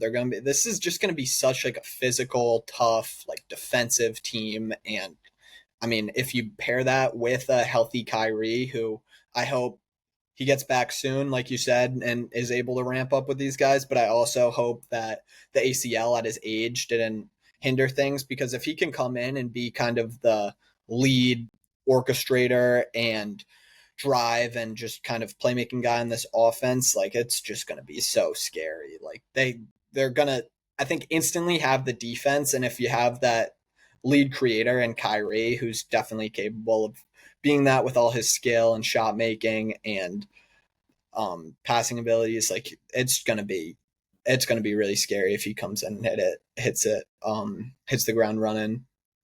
And yeah, I mean, you talked about the depth. All those guys are able to contribute in their roles. Najee Marshall had a great 3-and-D year last year. PJ Washington, maybe like they could even like be a deadline team, because they have like a lot of seriously talented guys who maybe fit a little wonky here, like PJ, Flagg, Davis, Lively, Gafford, all like very big guys who are going to ideally kind of play in that like 4 role. So it'll be interesting to see what they do, but they're working with a lot of stuff here. Actually crazy to think that they traded Caleb Martin for Grimes straight up last year. You can thank Nico for that one, but that would be crazy if they still had him, man. Definitely. Um, I mean, I Yeah, guess if you had him, maybe you're not taking Cooper Flag, so the dominoes maybe aligned in Nico's favor there. But yeah, we talked about this team a good bit. They have a super high ceiling. It's another situation where how good is Flag going to be immediately? How good are these teams going to be immediately? Because if they are, they'll be towards the top of the conference in no time. But next up, who I have at the sixth seed, if we're still step in step, would be the Wolves for me, who's a team where not as many questions. They're coming off of two straight conference finals appearances, which is good for them, albeit with two pretty different looking teams. But what do you think about this iteration of the Wolves? yeah. Like you said, making it to back-to-back conference finals. Congratulations to them. First time they had reached a conference finals last year in 20 years since they had Kevin Garnett. Um, the evaluation for me for Minnesota is semi-similar to Phoenix in a sense, where it's just they have Anthony Edwards. So when you have Anthony Edwards, who's at this point a bona fide top 10 player in the league, I'm going to project you very high because he sets your he sets your floor very high, excuse me. Anthony Edwards is someone who, in each of his 5 seasons, his points per game has gone up. We've seen him take an astronomical leap in the shooting department, becoming one of the most lights out 3-point shooters in the league last season. And when you pair that with someone who's one of the most athletic and strongest finishers in the league, you have the recipe of a superstar. Outside of him, we have Jaden McDaniels, someone who I love on this team. Just the dream, ideal 3-and-D player, and someone who had some awesome moments throughout the playoffs. And I know he's being loved in Minnesota. Anthony Edwards always says his favorite players are Jaden McDaniels and Naz Reid, and I can definitely see why. Um, my problem with the Timberwolves comes when you get to the front court. This is a very volatile and almost goofy front court, and as a Knicks fan, I've had my fair share of hair-pulling moments with Julius Randle. I do want to give Randle his flowers. Very, very solid playoff run he just put together for Minnesota. Never saw that in orange and blue. But yeah, it's just a question of can he do it again? If Julius Randle can showcase what he did these last playoffs and build off it this upcoming season, I would definitely be a good amount higher on Minnesota. Rudy Gobert is a player that I don't think I'll ever be able to get behind. I know what he does well. Everyone does. I mean, he is a good rim protector and he provides a good floor for your defense, even though the Wolves were 20th in defensive rating last year, but that's a different conversation. But to me, I mean, yes, Rudy Gobert is a good, strong rim protector and someone who will always be able to rebound the ball well. But outside of that, this guy doesn't do anything else too well. I mean, he is a minus on offense to kind of the strongest degree you can have. He struggles to catch the ball at times, and he's just someone that I don't feel very good kind of projecting to be a part of a finals run. I mean, like he's a good center, don't get me wrong, but I've always, if you know me, you know I've always thought this guy's incredibly overrated. And I do think that if he's your starting center, your ceiling is capped. But this team does have other things to look forward to. I mean, they still have Dante DiVincenzo. Definitely miss him over in New York. He had an up and down season, but did find some consistency at the end, leading into the playoffs as well. And then, of course, as I mentioned a couple minutes ago, they do have Naz Reid. Really exciting, dynamic big man who provides that offensive spark and just has one of the most unique skill sets in the NBA. And then some exciting young talent at the end of their bench. Excited to see how Terrence Shannon is integrated into the team this year. He started off last year just getting spotty minutes, but he always made the most of them. And this eventually developed into him getting some semi-consistent rotation time. And I expect that to blossom into a full-time spot in the rotation this season. So I'm excited to see how he does there. And lastly, Rob Dillingham, someone whose game I always loved. And I still feel safe about him because he's a Kentucky guard, and you always feel safe about Kentucky guards.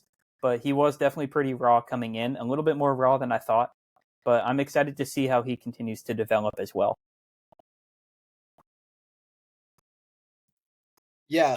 Um, I think we're both probably a little bit lower on this team than consensus. I mean, definitely for a team that is coming off back to back conference finals, we kind of have them really just above like the two teams who, I mean, I think if we could rank them higher, we probably would lean towards that in terms of just overall like roster, like and lineup flexibility and just like how they're going to play. I've kind of struggled with the Wolves and their current build for a while, especially in terms of like the half court offense, which is just gets to be kind of a lot on Ant's plate at times. And Ant obviously did take this amazing jump this year, the superstar jump. He's top five guy, and he's the big reason why he is this high. So,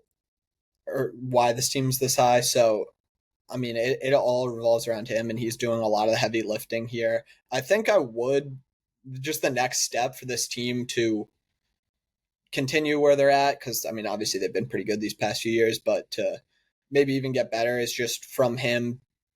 Like the 3 point volume and uptick last year was pretty insane. I think he was taking like 3 points a game, doing so like very efficiently too. So no problem with that. But I think maybe if he was able to develop more of that like middle, like mid range game, like add a little bit of like a floater to it, just would definitely change like the scope of how teams guard him a lot. We know he's so um dynamic getting to the rim, and I mean he could always get to the rim more. He's such like an insane athlete. I know this team like really prohibits him from doing that when you have a Gobert in the middle who's like not really going to do too much. If I mean I know he hit that one shot that one time Against Denver. against Denver, but I know what you're talking about.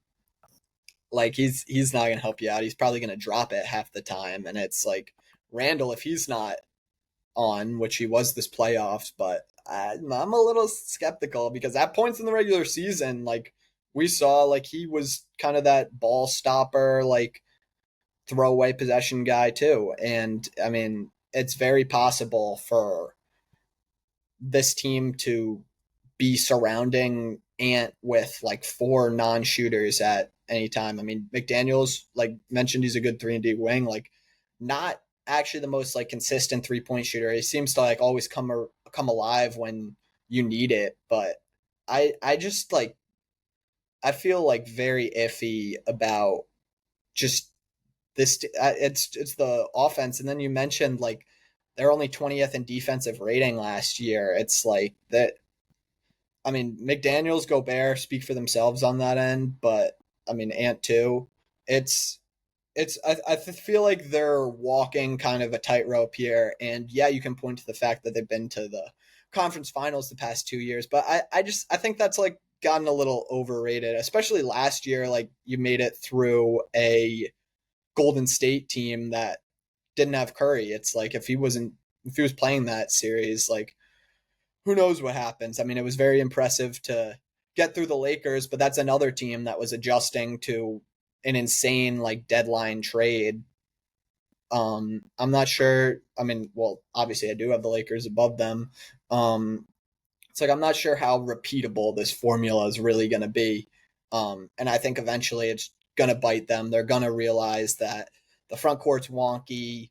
Outside of Edwards, like the creation ability really is not there. Like Mike Conley is too old to be your starting point guard at this point. It's like it's not going to burn on fire with Mike Conley at the point, but he is not giving you any plus there at this point anymore. Like he just can't do it anymore. His body can't. He's been in the league for like I don't even know, like 15 years at this point. It's like you need you need a little more dynamism on offense, and it would be great if Dante got back to the levels that he was in New York. I think that would help things out a lot. I'd feel a lot better about the offensive floor here. Terrence Shannon, I do like what he had to do in the playoffs last year. I'm pretty sure he had a promising summer league appearance, even though I don't know why he was really there. He's good, but yeah, it definitely is not the most optimistic look for me on them. I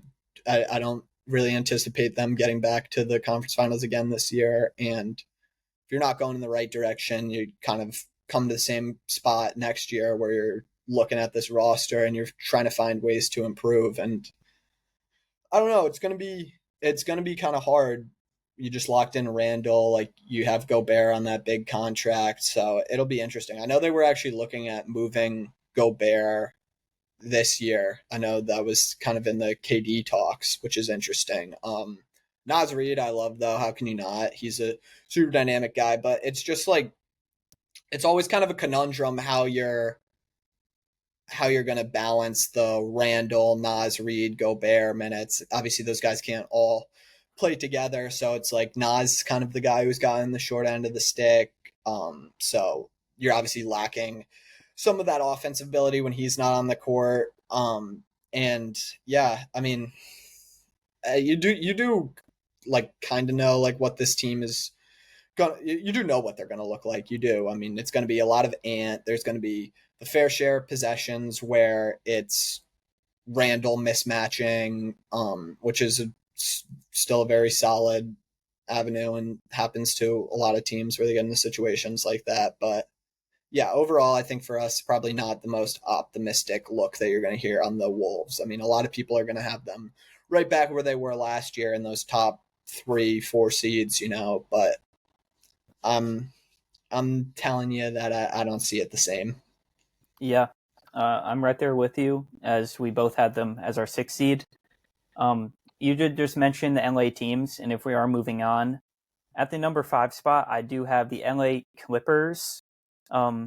This was an interesting offseason for the Clippers, of course. They have some moves to feel good about, starting with bringing in both Bradley Beal and John Collins. Those were kind of the biggest acquisitions that they made. And I feel like this really rounds out the starting lineup well. Um, if we look at it from the top, James Harden, one of the best offensive players of all time, probably a top 20 player of all time, if you ask me. Is he at his Houston levels right now? No, but this is still a guy who you have a lot of trust in to orchestrate your offense and be one of the best facilitators in the NBA, even when the scoring production isn't as consistent as it once was. You still do have Kawhi Leonard. When he's on the court, he is a two-way demon and someone who you can entrust as pretty much your primary option on that side of the floor. And is his defense the same as it was in San Antonio? No. Same with Harden, of course. These guys are a little bit older, but they're still rock solid all-star level players. And when combined, of course, this team is still lethal. And someone who deserves a lot of credit for the Clippers' success last year, finishing with a top 3 defensive rating, mainly because of Mr. Ivica Zubac. I mean, what a season from Zubac. Someone who, he's always been a solid player, but really stepped into this full-time 30 minutes a game starting center role last year after Tyronn Lue asked it of him, and he excelled.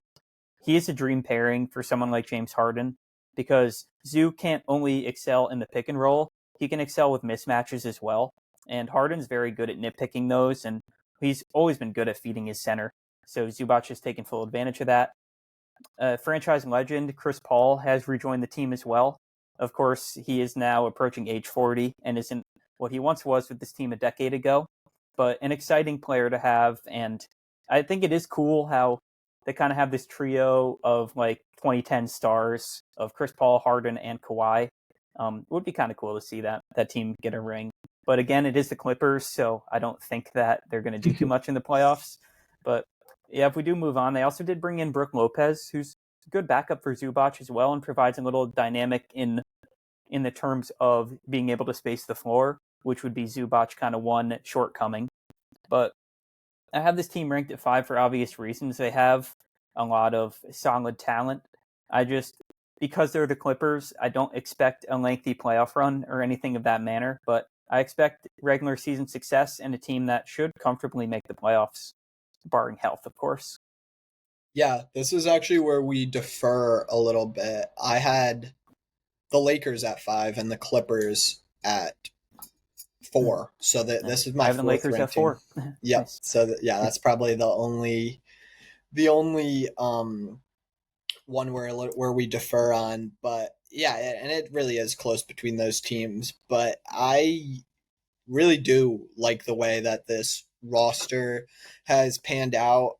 You essentially kind of trade Bradley Beal for Norm Powell, which I think is pretty much a push, and you get John Collins there too, which I think that's a pretty cool deal. It gives them some different looks on offense with Collins, who had a pretty great year last year in Utah, albeit, but yeah, he's gonna give you kind of that similar look to Lopez and spacing out. But I mean, what made this team so great last year, and you mentioned it, was really the emergence of Big Zoo, who I'm super high on. He's kind of the ideal center, great rim protector, like you mentioned, the defensive rating statistics, and him and Harden, like that to me is just a recipe for a great regular season team. I think that they'll be able to coast through that for regular season, run that 2-man game.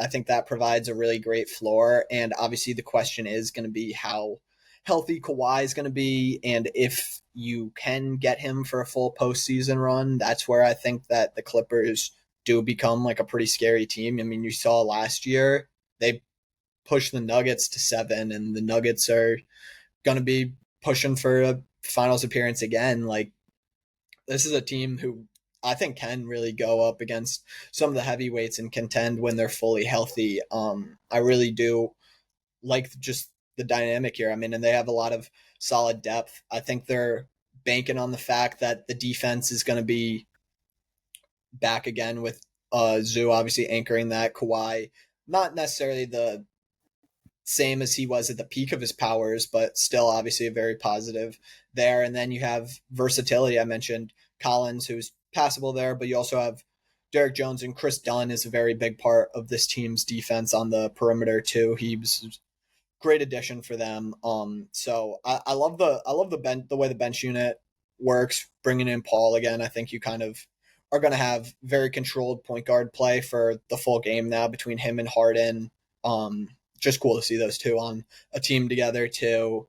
You got Bogey. They actually got Bogey last year too, who kind of flies under the radar here, but another guy who is kind of capable of scoring in bunches when you need it. So I'm sure he'll have his moments. And Bradley Beal has really like become kind of synonymous with like the overrated term.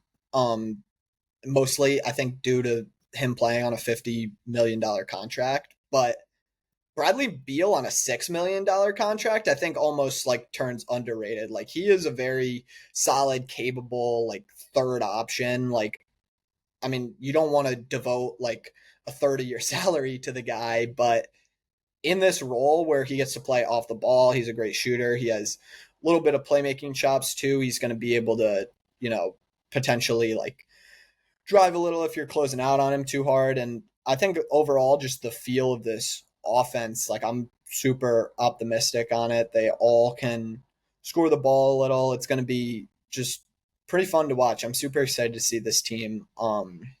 Yeah, I'm super high on the Clippers. I think that Yeah, they're up um, there in the top tier. they're definitely an exciting team. And one more thing I did want to say, I talked a little bit about Harden, but I want to just shout him out again for what he was able to do last season. While Kawhi was out for maybe the first 3 months of the year, Yeah, Harden really kept them afloat. And he did also earn an All-Star appearance, which was well deserved. But yeah, I mean, he kind of put the team on his back offensively, at least for the first half of the season. And yeah, just shout out to Harden, man. What a like, great career he's had.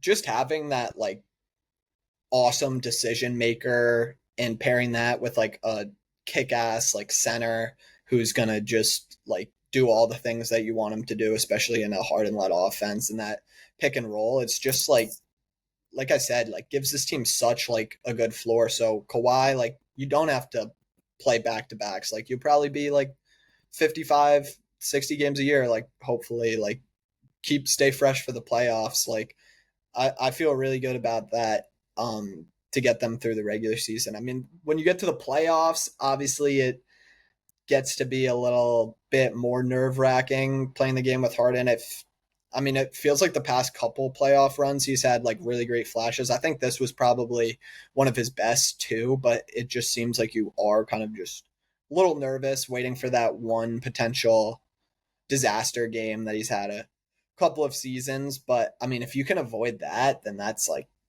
insanely scary for this team. Um, Yeah, because you're just talking about like the ultimate like quarterback of your offense, like surrounded by guys who are all capable of hitting their shots and creating a little for themselves when they're called upon. Like, I mean, dude, like they have like John Collins and like Brooke Lopez is their like backup like front court. Like that's like damn good. it's like pretty awesome. Like Derek Jones in there too. Like Batum's still like he's still rocking. Like they have a lot of different like lineups I think they can throw at you. Like they're gonna get Chris Paul in there making good decisions. Like I really am optimistic about this team.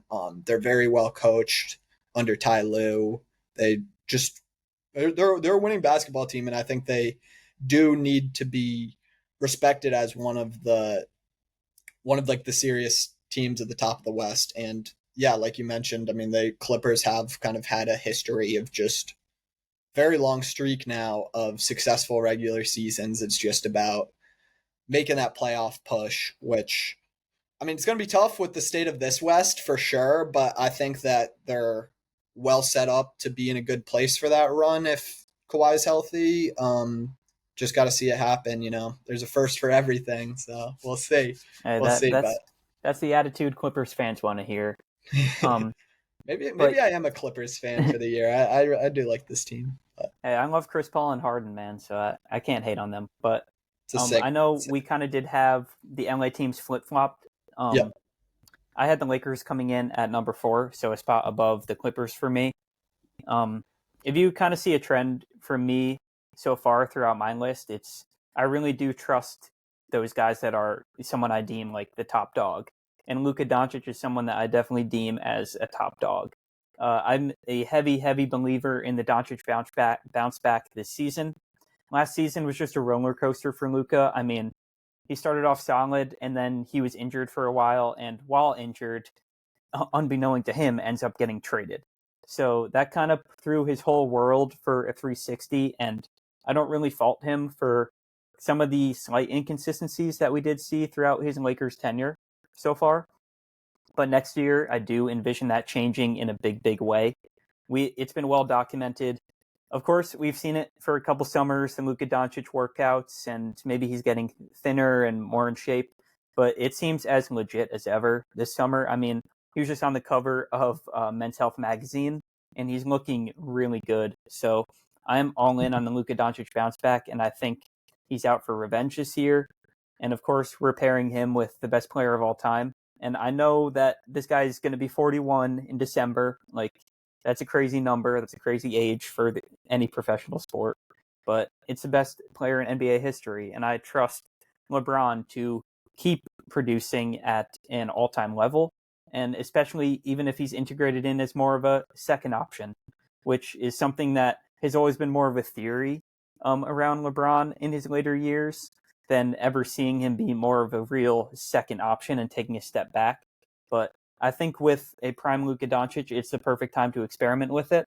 And on top of this, I mean, you still have Austin Reeves, who I was kind of surprised didn't get flipped this summer. But I mean, he's going to be their projected starting shooting guard, slipping right in there. And someone who still, at the end of the day, he broke out last season and was over 20 a game with over 6 assists. That's a damn good third option on offense at the end of the day. You still have Rui Hachimura, who is a great role player for this team. He plays both ways, and the jumper can be a little bit streaky, but I think he's definitely still a strong net positive for this team and someone who you can trust as your starting small forward in a role player position. And then, of course, they did bring in DeAndre Ayton as the center landscape continued to dry out this summer. They did get quite lucky there that they were able to snag someone who's capable of starting.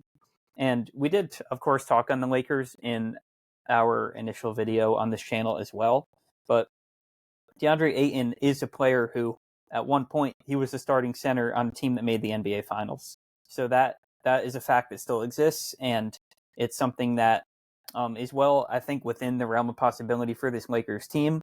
I think that they can make a finals run. I trust JJ Redick. Looking forward to what he can do in year two. Looking forward to seeing Marcus Smart in purple and gold. Definitely an interesting switch up for him. Of course, being a Boston Celtic for most of his career, but I think he's also a great complement to Luka. I feel like, and I don't expect Smart to start, but I think they're going to share the court a lot together. You still have Dalton Knecht coming into year two, someone who they tried to trade. Pretty awkward situation there, but I'm expecting him to come back and be a strong, solid shooter for them. Also brought in Jake Moravia, a solid role player over from Memphis. Feel pretty good about the Lakers this year. Yeah. And I think the point you made about Austin Reeves is really interesting. I would like to see them maybe move him, and I know it's probably likely that he starts, but to be honest, I do think I like the lineup a little more with Smart starting, just because I mean the story of the Lakers when you just look at that starting lineup is obviously the defense. It's big question. You have Luca, known like pretty pretty bad defender. Reeves, not really a great defender. Like hopefully like one of your worst defenders in the starting lineup.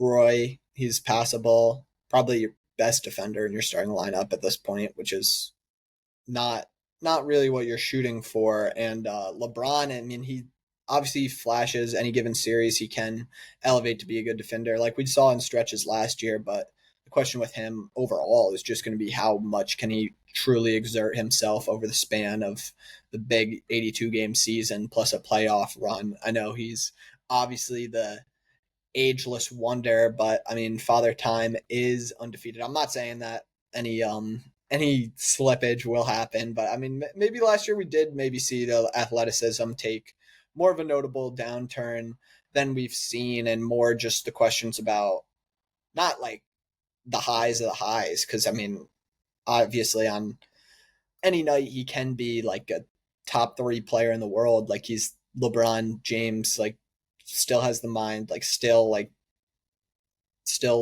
capable of doing anything. But then, I mean, at the five, you have DeAndre Ayton, who's known to be kind of soft on that end. So, I mean, this is a team who I don't think this is the team that they'll bring into the playoffs. They're usually a pretty active team around the deadline, as LeBron teams are. But on the flip side of things, the offense is just gonna be ridiculous. And I'm of course bought into the Luka Doncic bounce back as well.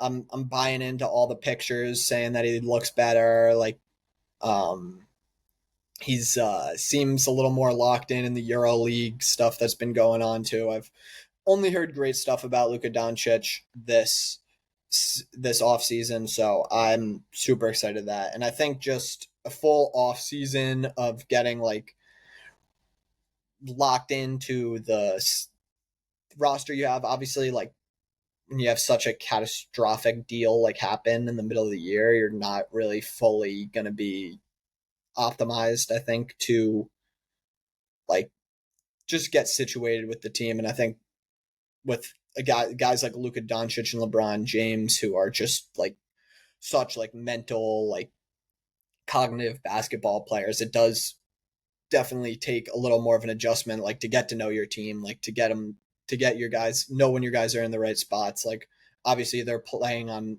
much different levels than the average, like Dorian Finney Smith, who you trade at the deadline and he just kind of stands in the corner, shoots threes, and plays defense. Like, no, these guys do have to get a feel. So, I mean, this is a duo that could just like take off this year and catapult to one of the best offenses ever. Like, because that's the true potential of this team. Like, just it's not common ever that you have two guys of this magnitude on an offense together. It's the highest IQ duo in NBA history. I feel like I could say that pretty confidently. Like having two just insane minds like this is not not common. And like honestly, I do really like the way the role players fit into that on offense with a Roy Hashimura who's gonna spot up and do what he does, with Austin Reeves, who is a very good connective player, is a smart player, is going to fit in very well, and DeAndre Ayton, who is kind of your perfect like offensive multiple ball of clay there. He's going to get so many open looks. We've seen he's capable of that 18 a game range. He's a good rebounder, just good. I don't want to say a force down low because we know he's not necessarily the most forceful enforcing character, but he is no doubt very skilled offensive big and does even give you a little bit of touch there and will definitely have some interesting looks there with like some pick and pops. So I'm super excited to see what Reddick gets to do with that. But yeah, I mean, with LeBron too, I'll talk a little bit more about him on the offensive end. I think what's really impressive about him now has been his ability to, as he gets older, like really tap into this shooting. And like, yeah, he probably is peaking as a shooter right now. I mean, I'd say probably a better shooter than he was even in those Miami years. Like he's seriously just adjusted so well to the age and his game. And like as a guy who's, dude, like you're LeBron James and you're shooting 40% from three. Like I think that's going to tie in great with Luca. I think it's just, I mean, he can do it himself too. It's going to be awesome. I really hope that they are getting like a fully locked in full season of Smart. He has just really struggled to stay on the court recently, but he would just be so big for this team if he's able to add that hustle, add that grit, because they do need that. I think Laravia can do a little bit of that. He's a very athletic guy.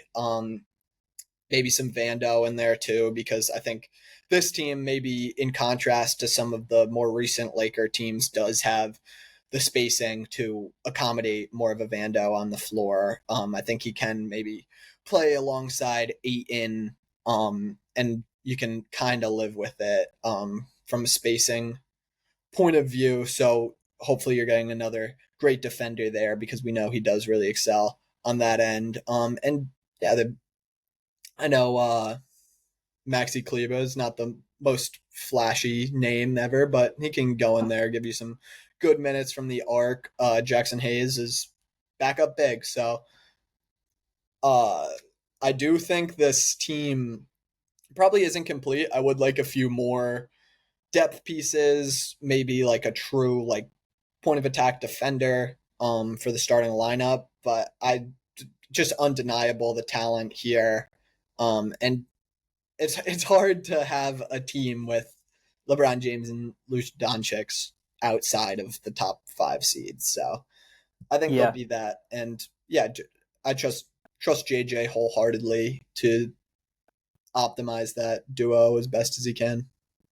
yeah, 1000%. And this might be a weird little parallel to make, but in our Eastern Conference video, I did have a tough time ranking the Hawks and the Magic. And to me, there is a correlation here between that ranking and then here with how I ranked the Clippers and the Lakers, Mm-hmm. being that the Magic and the Clippers, they both have this awesome defensive upside and they could be a really solid, well rounded team. But the reason I'm ranking both the Hawks over the Magic and the Lakers over the Clippers is I think they both have the potential to be the best offense in the league.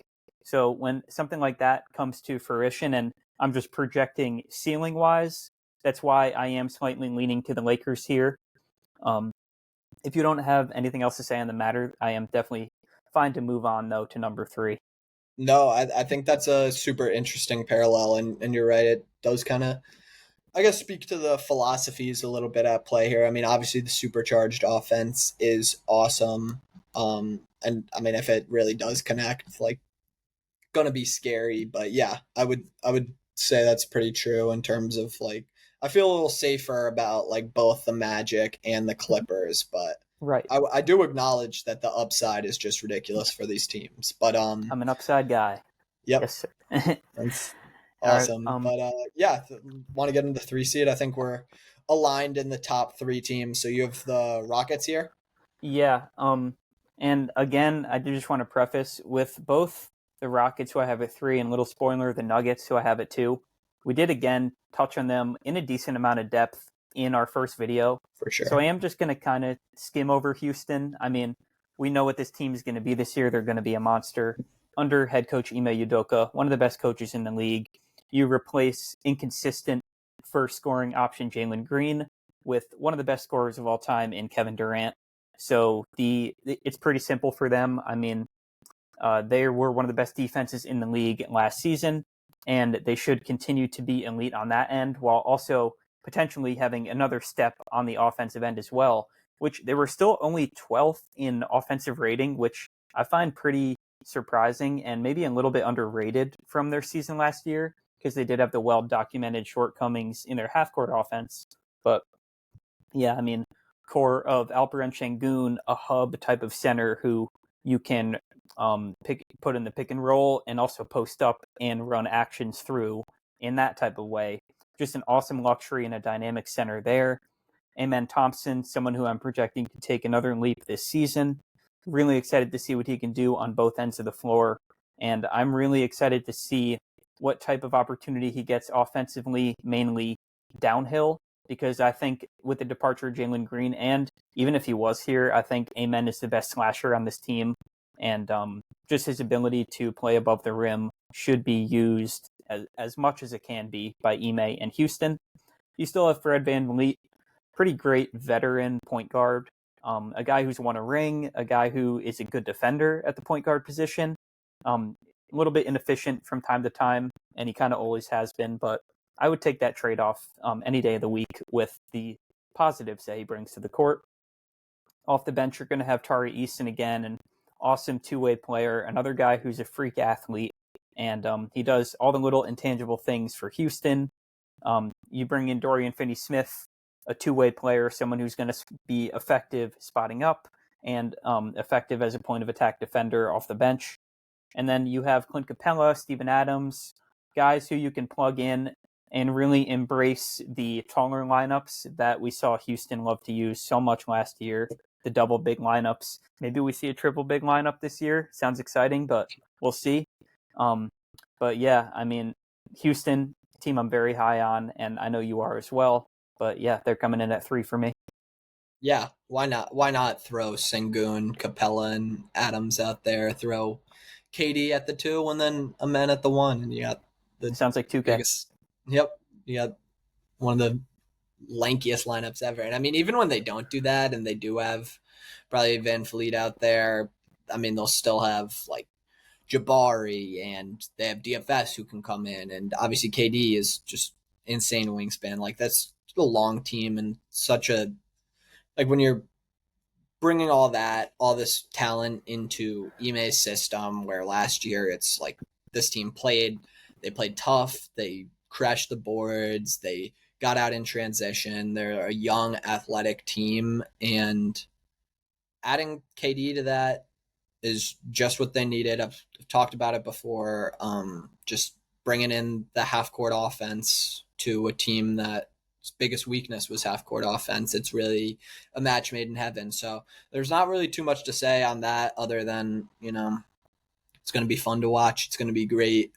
And yeah, we did talk about this team a lot in our offseason winners and losers video. So of course, check that out if you want kind of a deeper look into what this lineup's really going to look like. But I think just to zoom out a little bit and look at kind of the Kevin Durant of things here, I think since the Warriors, this is definitely going to be like the most sound like environment that he's going into.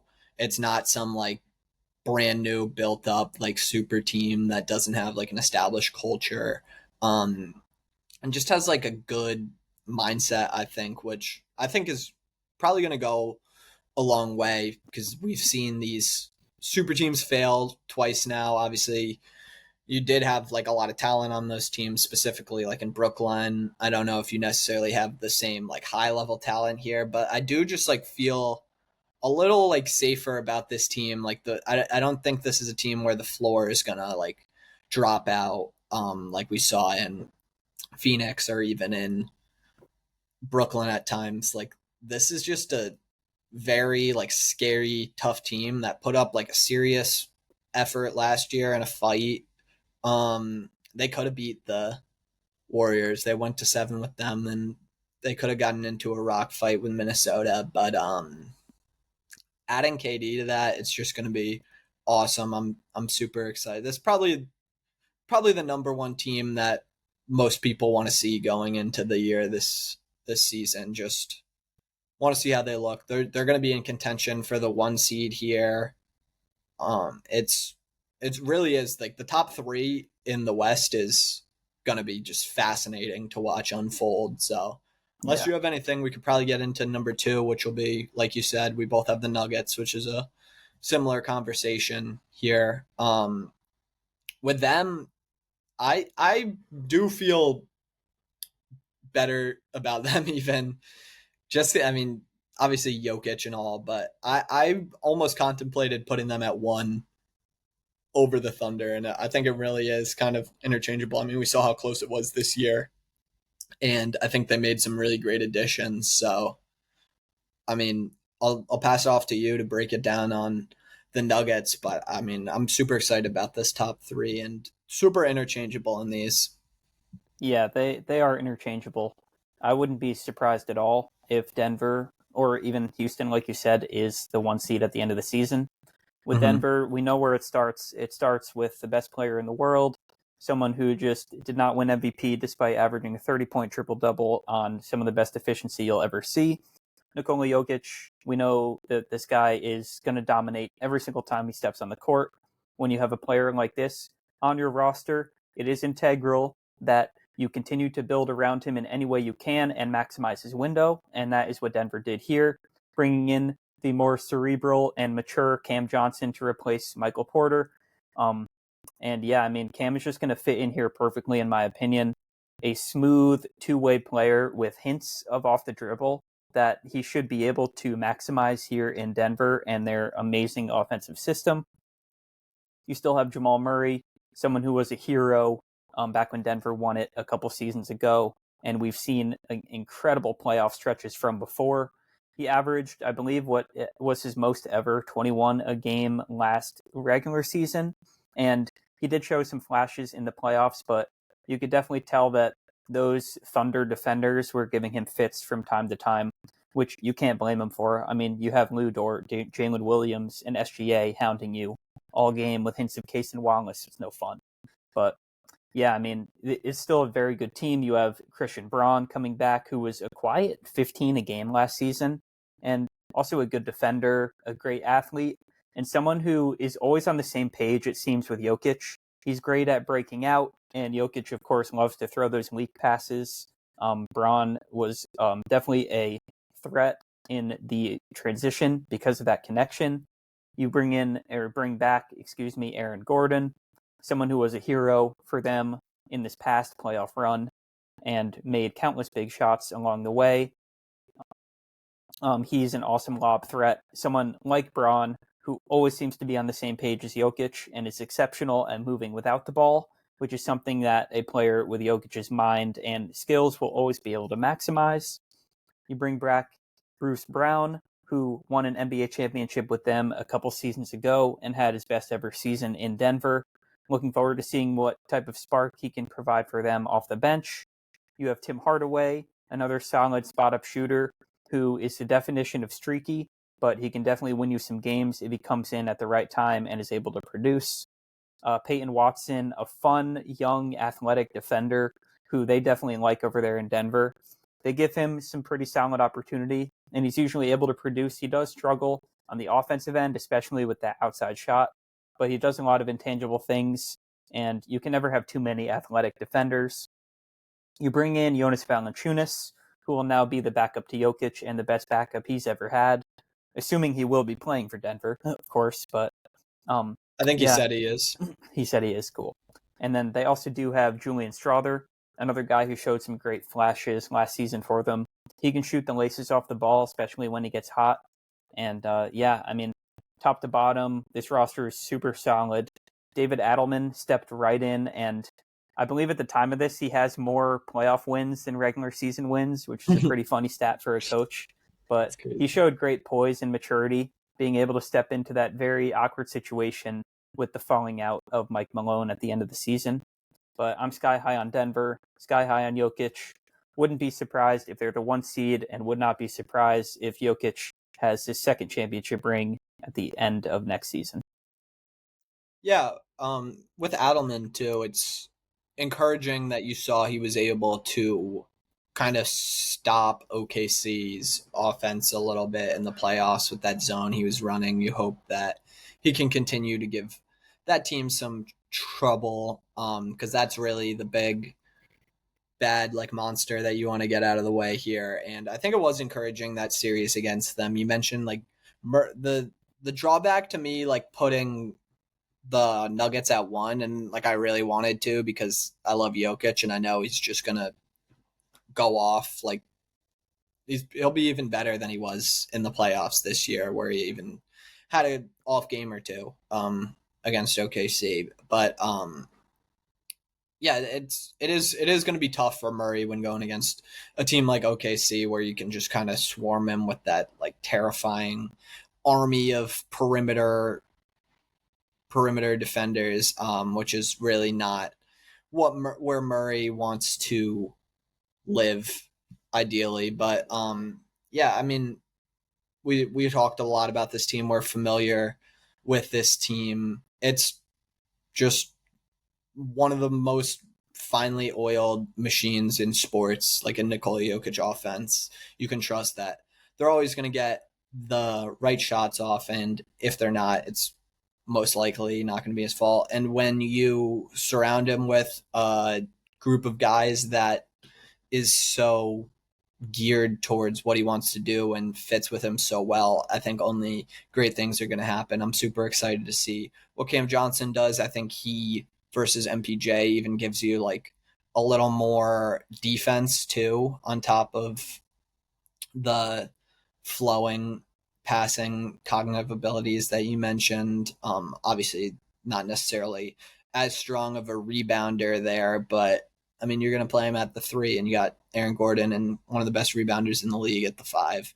Not too worried about that overall. And on top of that, you're getting the rebounding reinforcements that we talked about in Valanciunas, and then Daron Holmes, also another guy who I'm super excited to see. He had a good summer league game, and he can even give you some more looks where he's able to space the floor pretty well. I know he had a summer league game where he hit a couple threes. Definitely easy to get excited about that. You mentioned Strother.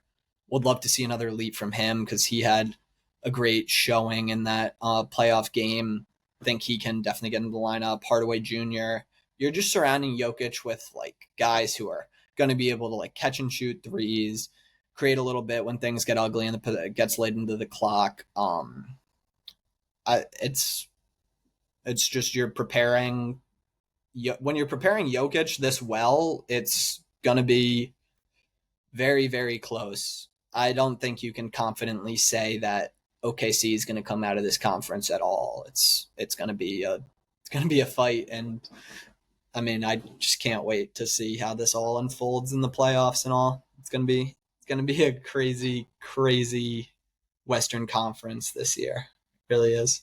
This conference is going to be a bloodbath, without a doubt. And as we just expressed so much optimism about Denver, um, like you can see, they are not either of our first seed, and a team that we just mentioned a ton. The reigning defending champs, the Oklahoma City Thunder, are coming in as my one seed. This team just really has no flaws when you look up and down the roster. And man, if we get like a Nuggets Thunder conference finals, that is just going to be electric this upcoming season. But yeah, I Awesome. mean, they were top three in both offensive and defensive rating.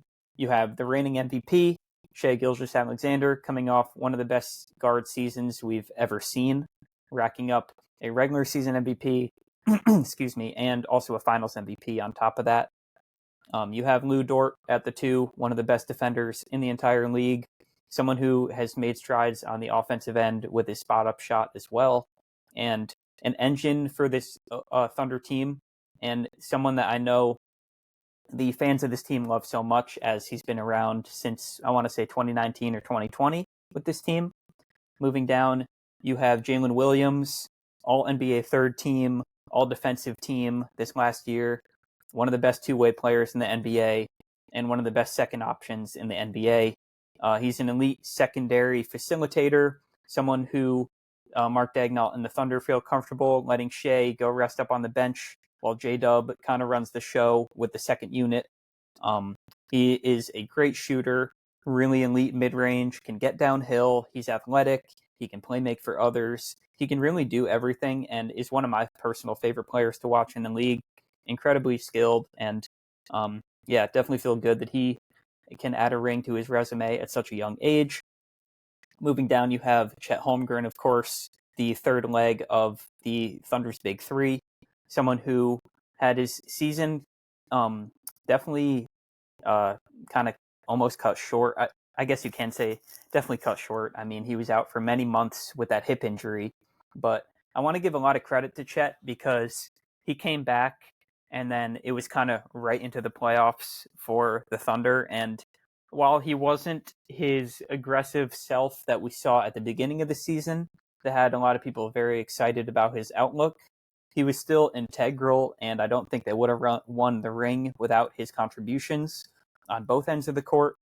One of the best defenders in the league. Again, I mean, this team is just full of them, and very dynamic offensively, and of course can space the floor, can finish above the rim and catch lobs, and is just such an incredible asset to have when you have a big man who's as dynamic as Chet. Starting center was and still will be Isaiah Hartenstein. Miss him so much in New York, but I do congratulate him for the ring. Another just scrappy, elite defensive player who does have a knack for playmaking as well. Sneaky 4 assists a game, and someone who kind of helps this offense reach its ceiling, I feel like, with that added playmaking knack that he brings to the table. Just a hard-nosed, gritty player who will do intangible things for your team, is not afraid to get his hands dirty, and can't say enough good things about iHeart. And then their bench is just absolutely loaded. I mean, you have the young Cason Wallace, who had an awesome playoffs, great two-way player, great defender, and will only continue to get better. You have the lights-out shooter, Isaiah Joe. You have Aaron Wiggins, who would be a starter on a lot of NBA teams, if you ask me. You have, again, one of the best perimeter defenders in the NBA, Alex Caruso, someone who now has 2 rings and is approaching the Role Player Hall of Fame. Very, very solid career there for him. And Kendrick Williams as well. I mean, there's just no shortage of assets on this Thunder team.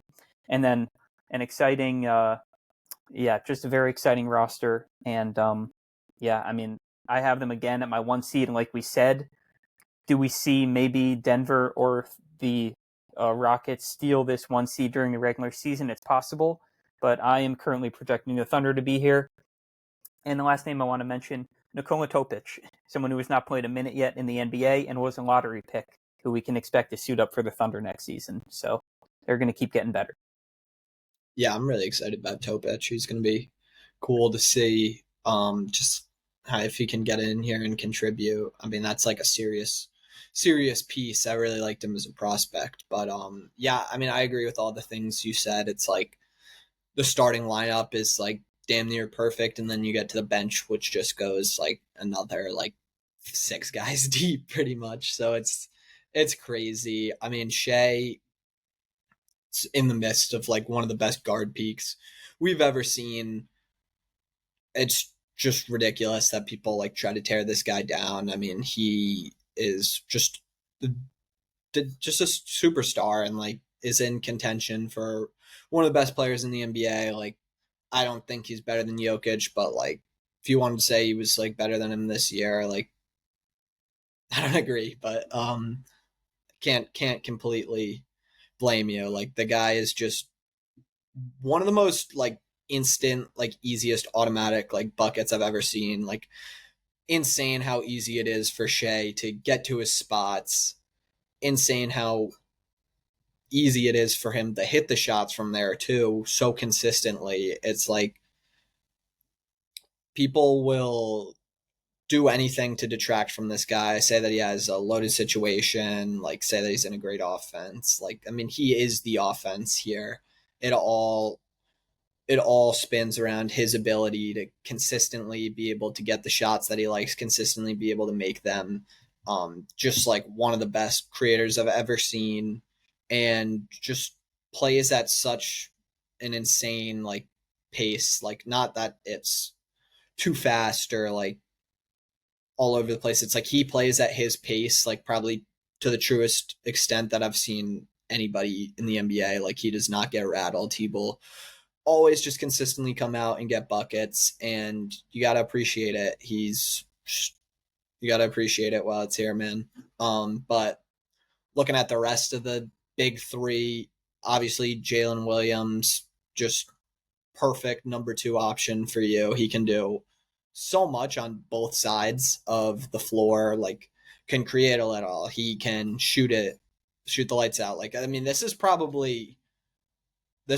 like the worst he'll be, you know. He's only getting better from here. He's a guy who can, even when they were missing Chet early in the season, like he would come out and he was able to play the five and small ball looks on defense. It just speaks to his versatility, like in a such a complete way. He's versatile on offense, versatile on defense, just such an ideal number two, and he's only getting better. Chet, I mean, he is the X factor on this team in terms of like there is so much room for Chet to get better, especially on the offensive end. Like you mentioned him being more aggressive and stuff. Like Chet really has the ceiling to be great, like 20.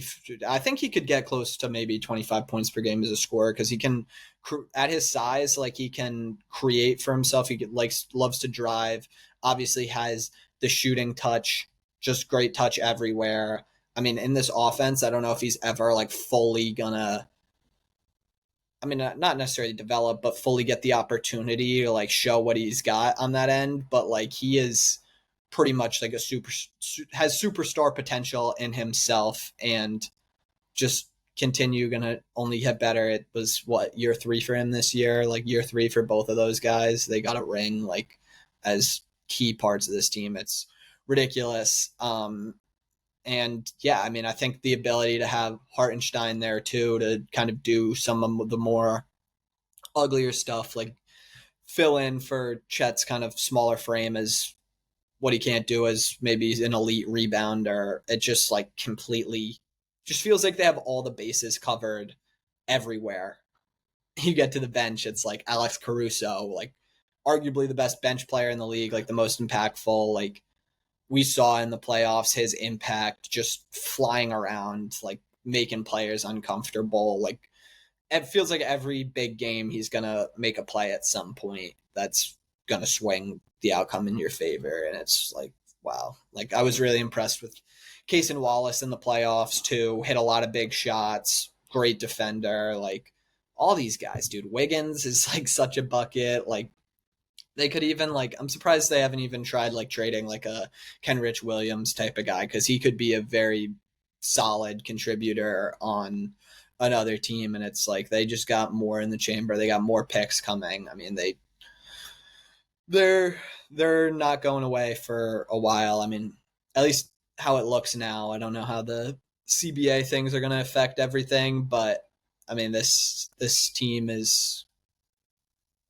very very scary. Their identity lays on the defensive end, where they just play with that like swarming aggressiveness. But then on offense, obviously the defense creates offense, but on offense you pair that with a guy in SGA who's just gonna create what's his, and then you have perfect ancillary pieces outside of them and toughness and everything you want in a team.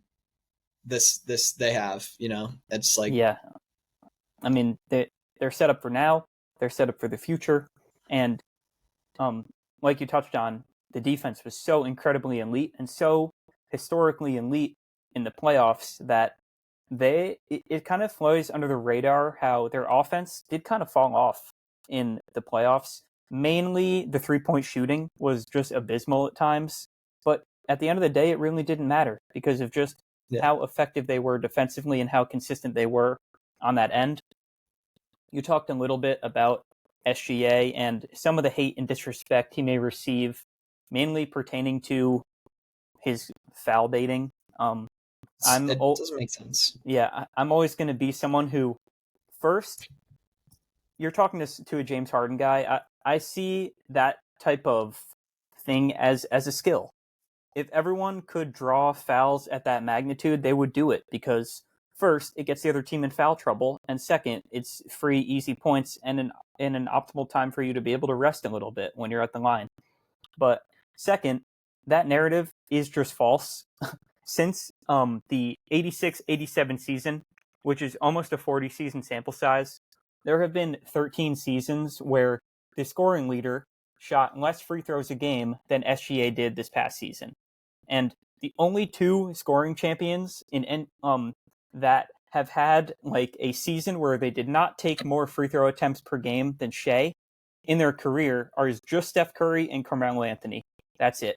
Every other scoring champ in NBA history has had a season of at least nine free throw attempts a game. So we need to put this narrative to rest because it's just downright false. Yeah, it's just people trying to find something. Like, they'll never. NBA fans are so like miserable. Like, they always have to detract from something. There always has to be, oh, like Shea is just like a foul merchant. I can't watch this. Like, look at him. He's shooting a free throw. Like, what do you mean? He's the best player on his team. He's taken the most shots on the team. Like, he's gonna get fouled. Don't like. They don't have an option. Like, you if he's that good, like, you just get fouled. It's part of, like, it happens to all the best players. Like, all the best scorers in the league all take a lot of free throws. It's like he wasn't even shooting. What he was shooting, like, it was like 8 or 9 free throws a game or something. About 9 like, a game.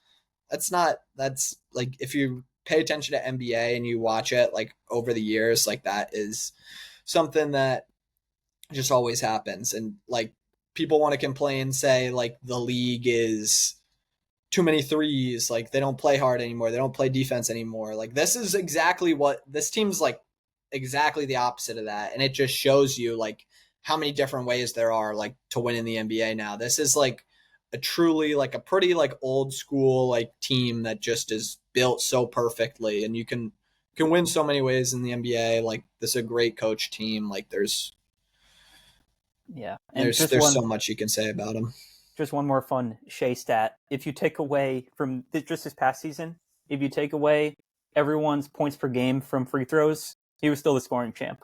So we just got to stop with it, guys. But yeah, I mean, Thunder coming in as the strong number one for us here. Yeah. How confident are you in a repeat at this point? Like, I'd say that repeat's very tough, man. It's very tough to even make the finals consecutive years. So, if I had to put my money on it, I feel like probably I like Denver, to be honest. I mean, I don't think Jokic retires with only one ring. So I feel like this could be his best opportunity in a while. But that's why I was like really considering putting Denver above them, because I do kind of just think like if Jokic gets another shot at it, like, he will make it work. He was so close. He won't fuck it up. But I mean, it's just like hard to actually make the argument that there's like a better team than this team in the NBA right now. Mm-hmm. So that's the number one team in the West. Shocker. But yeah, this was a super fun episode. I mean, all these teams, like we talked about every team like seriously in depth, like probably aside for the Jazz, like and the teams that we'd already talked about. Like these are all just like very, very like very serious teams in the Western Conference this year, and it's gonna be really cool to see how this plays out.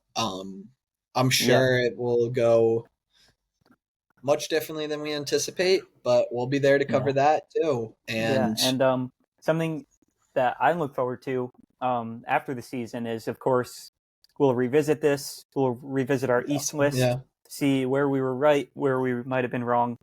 But that type of stuff is always fun to do. But of course, again, if you guys did like this video and you're still with us after this mammoth 2.5-hour video we have here, thank you so much for the support. Thanks for continuing to tune in. Don't hesitate ever to comment down below anything you want us to cover, anything like that. But yeah, I don't have much else to say. It was a pleasure filming with you again today, my friend. Of course. I believe next time we're looking at some more fantasy. for our Yep. next. Yeah, Very we'll good. be back with fantasy wide receivers to get you guys up and ready because I know it's draft season, so we got to get these videos out for you guys. But as always, like my buddy said, support. If you watch this far, what are you doing? You're 2.5 hours into us yapping. You gotta like it a little bit. So like, comment, subscribe, and yeah, we'll be back later this week. Yes, sir. Peace.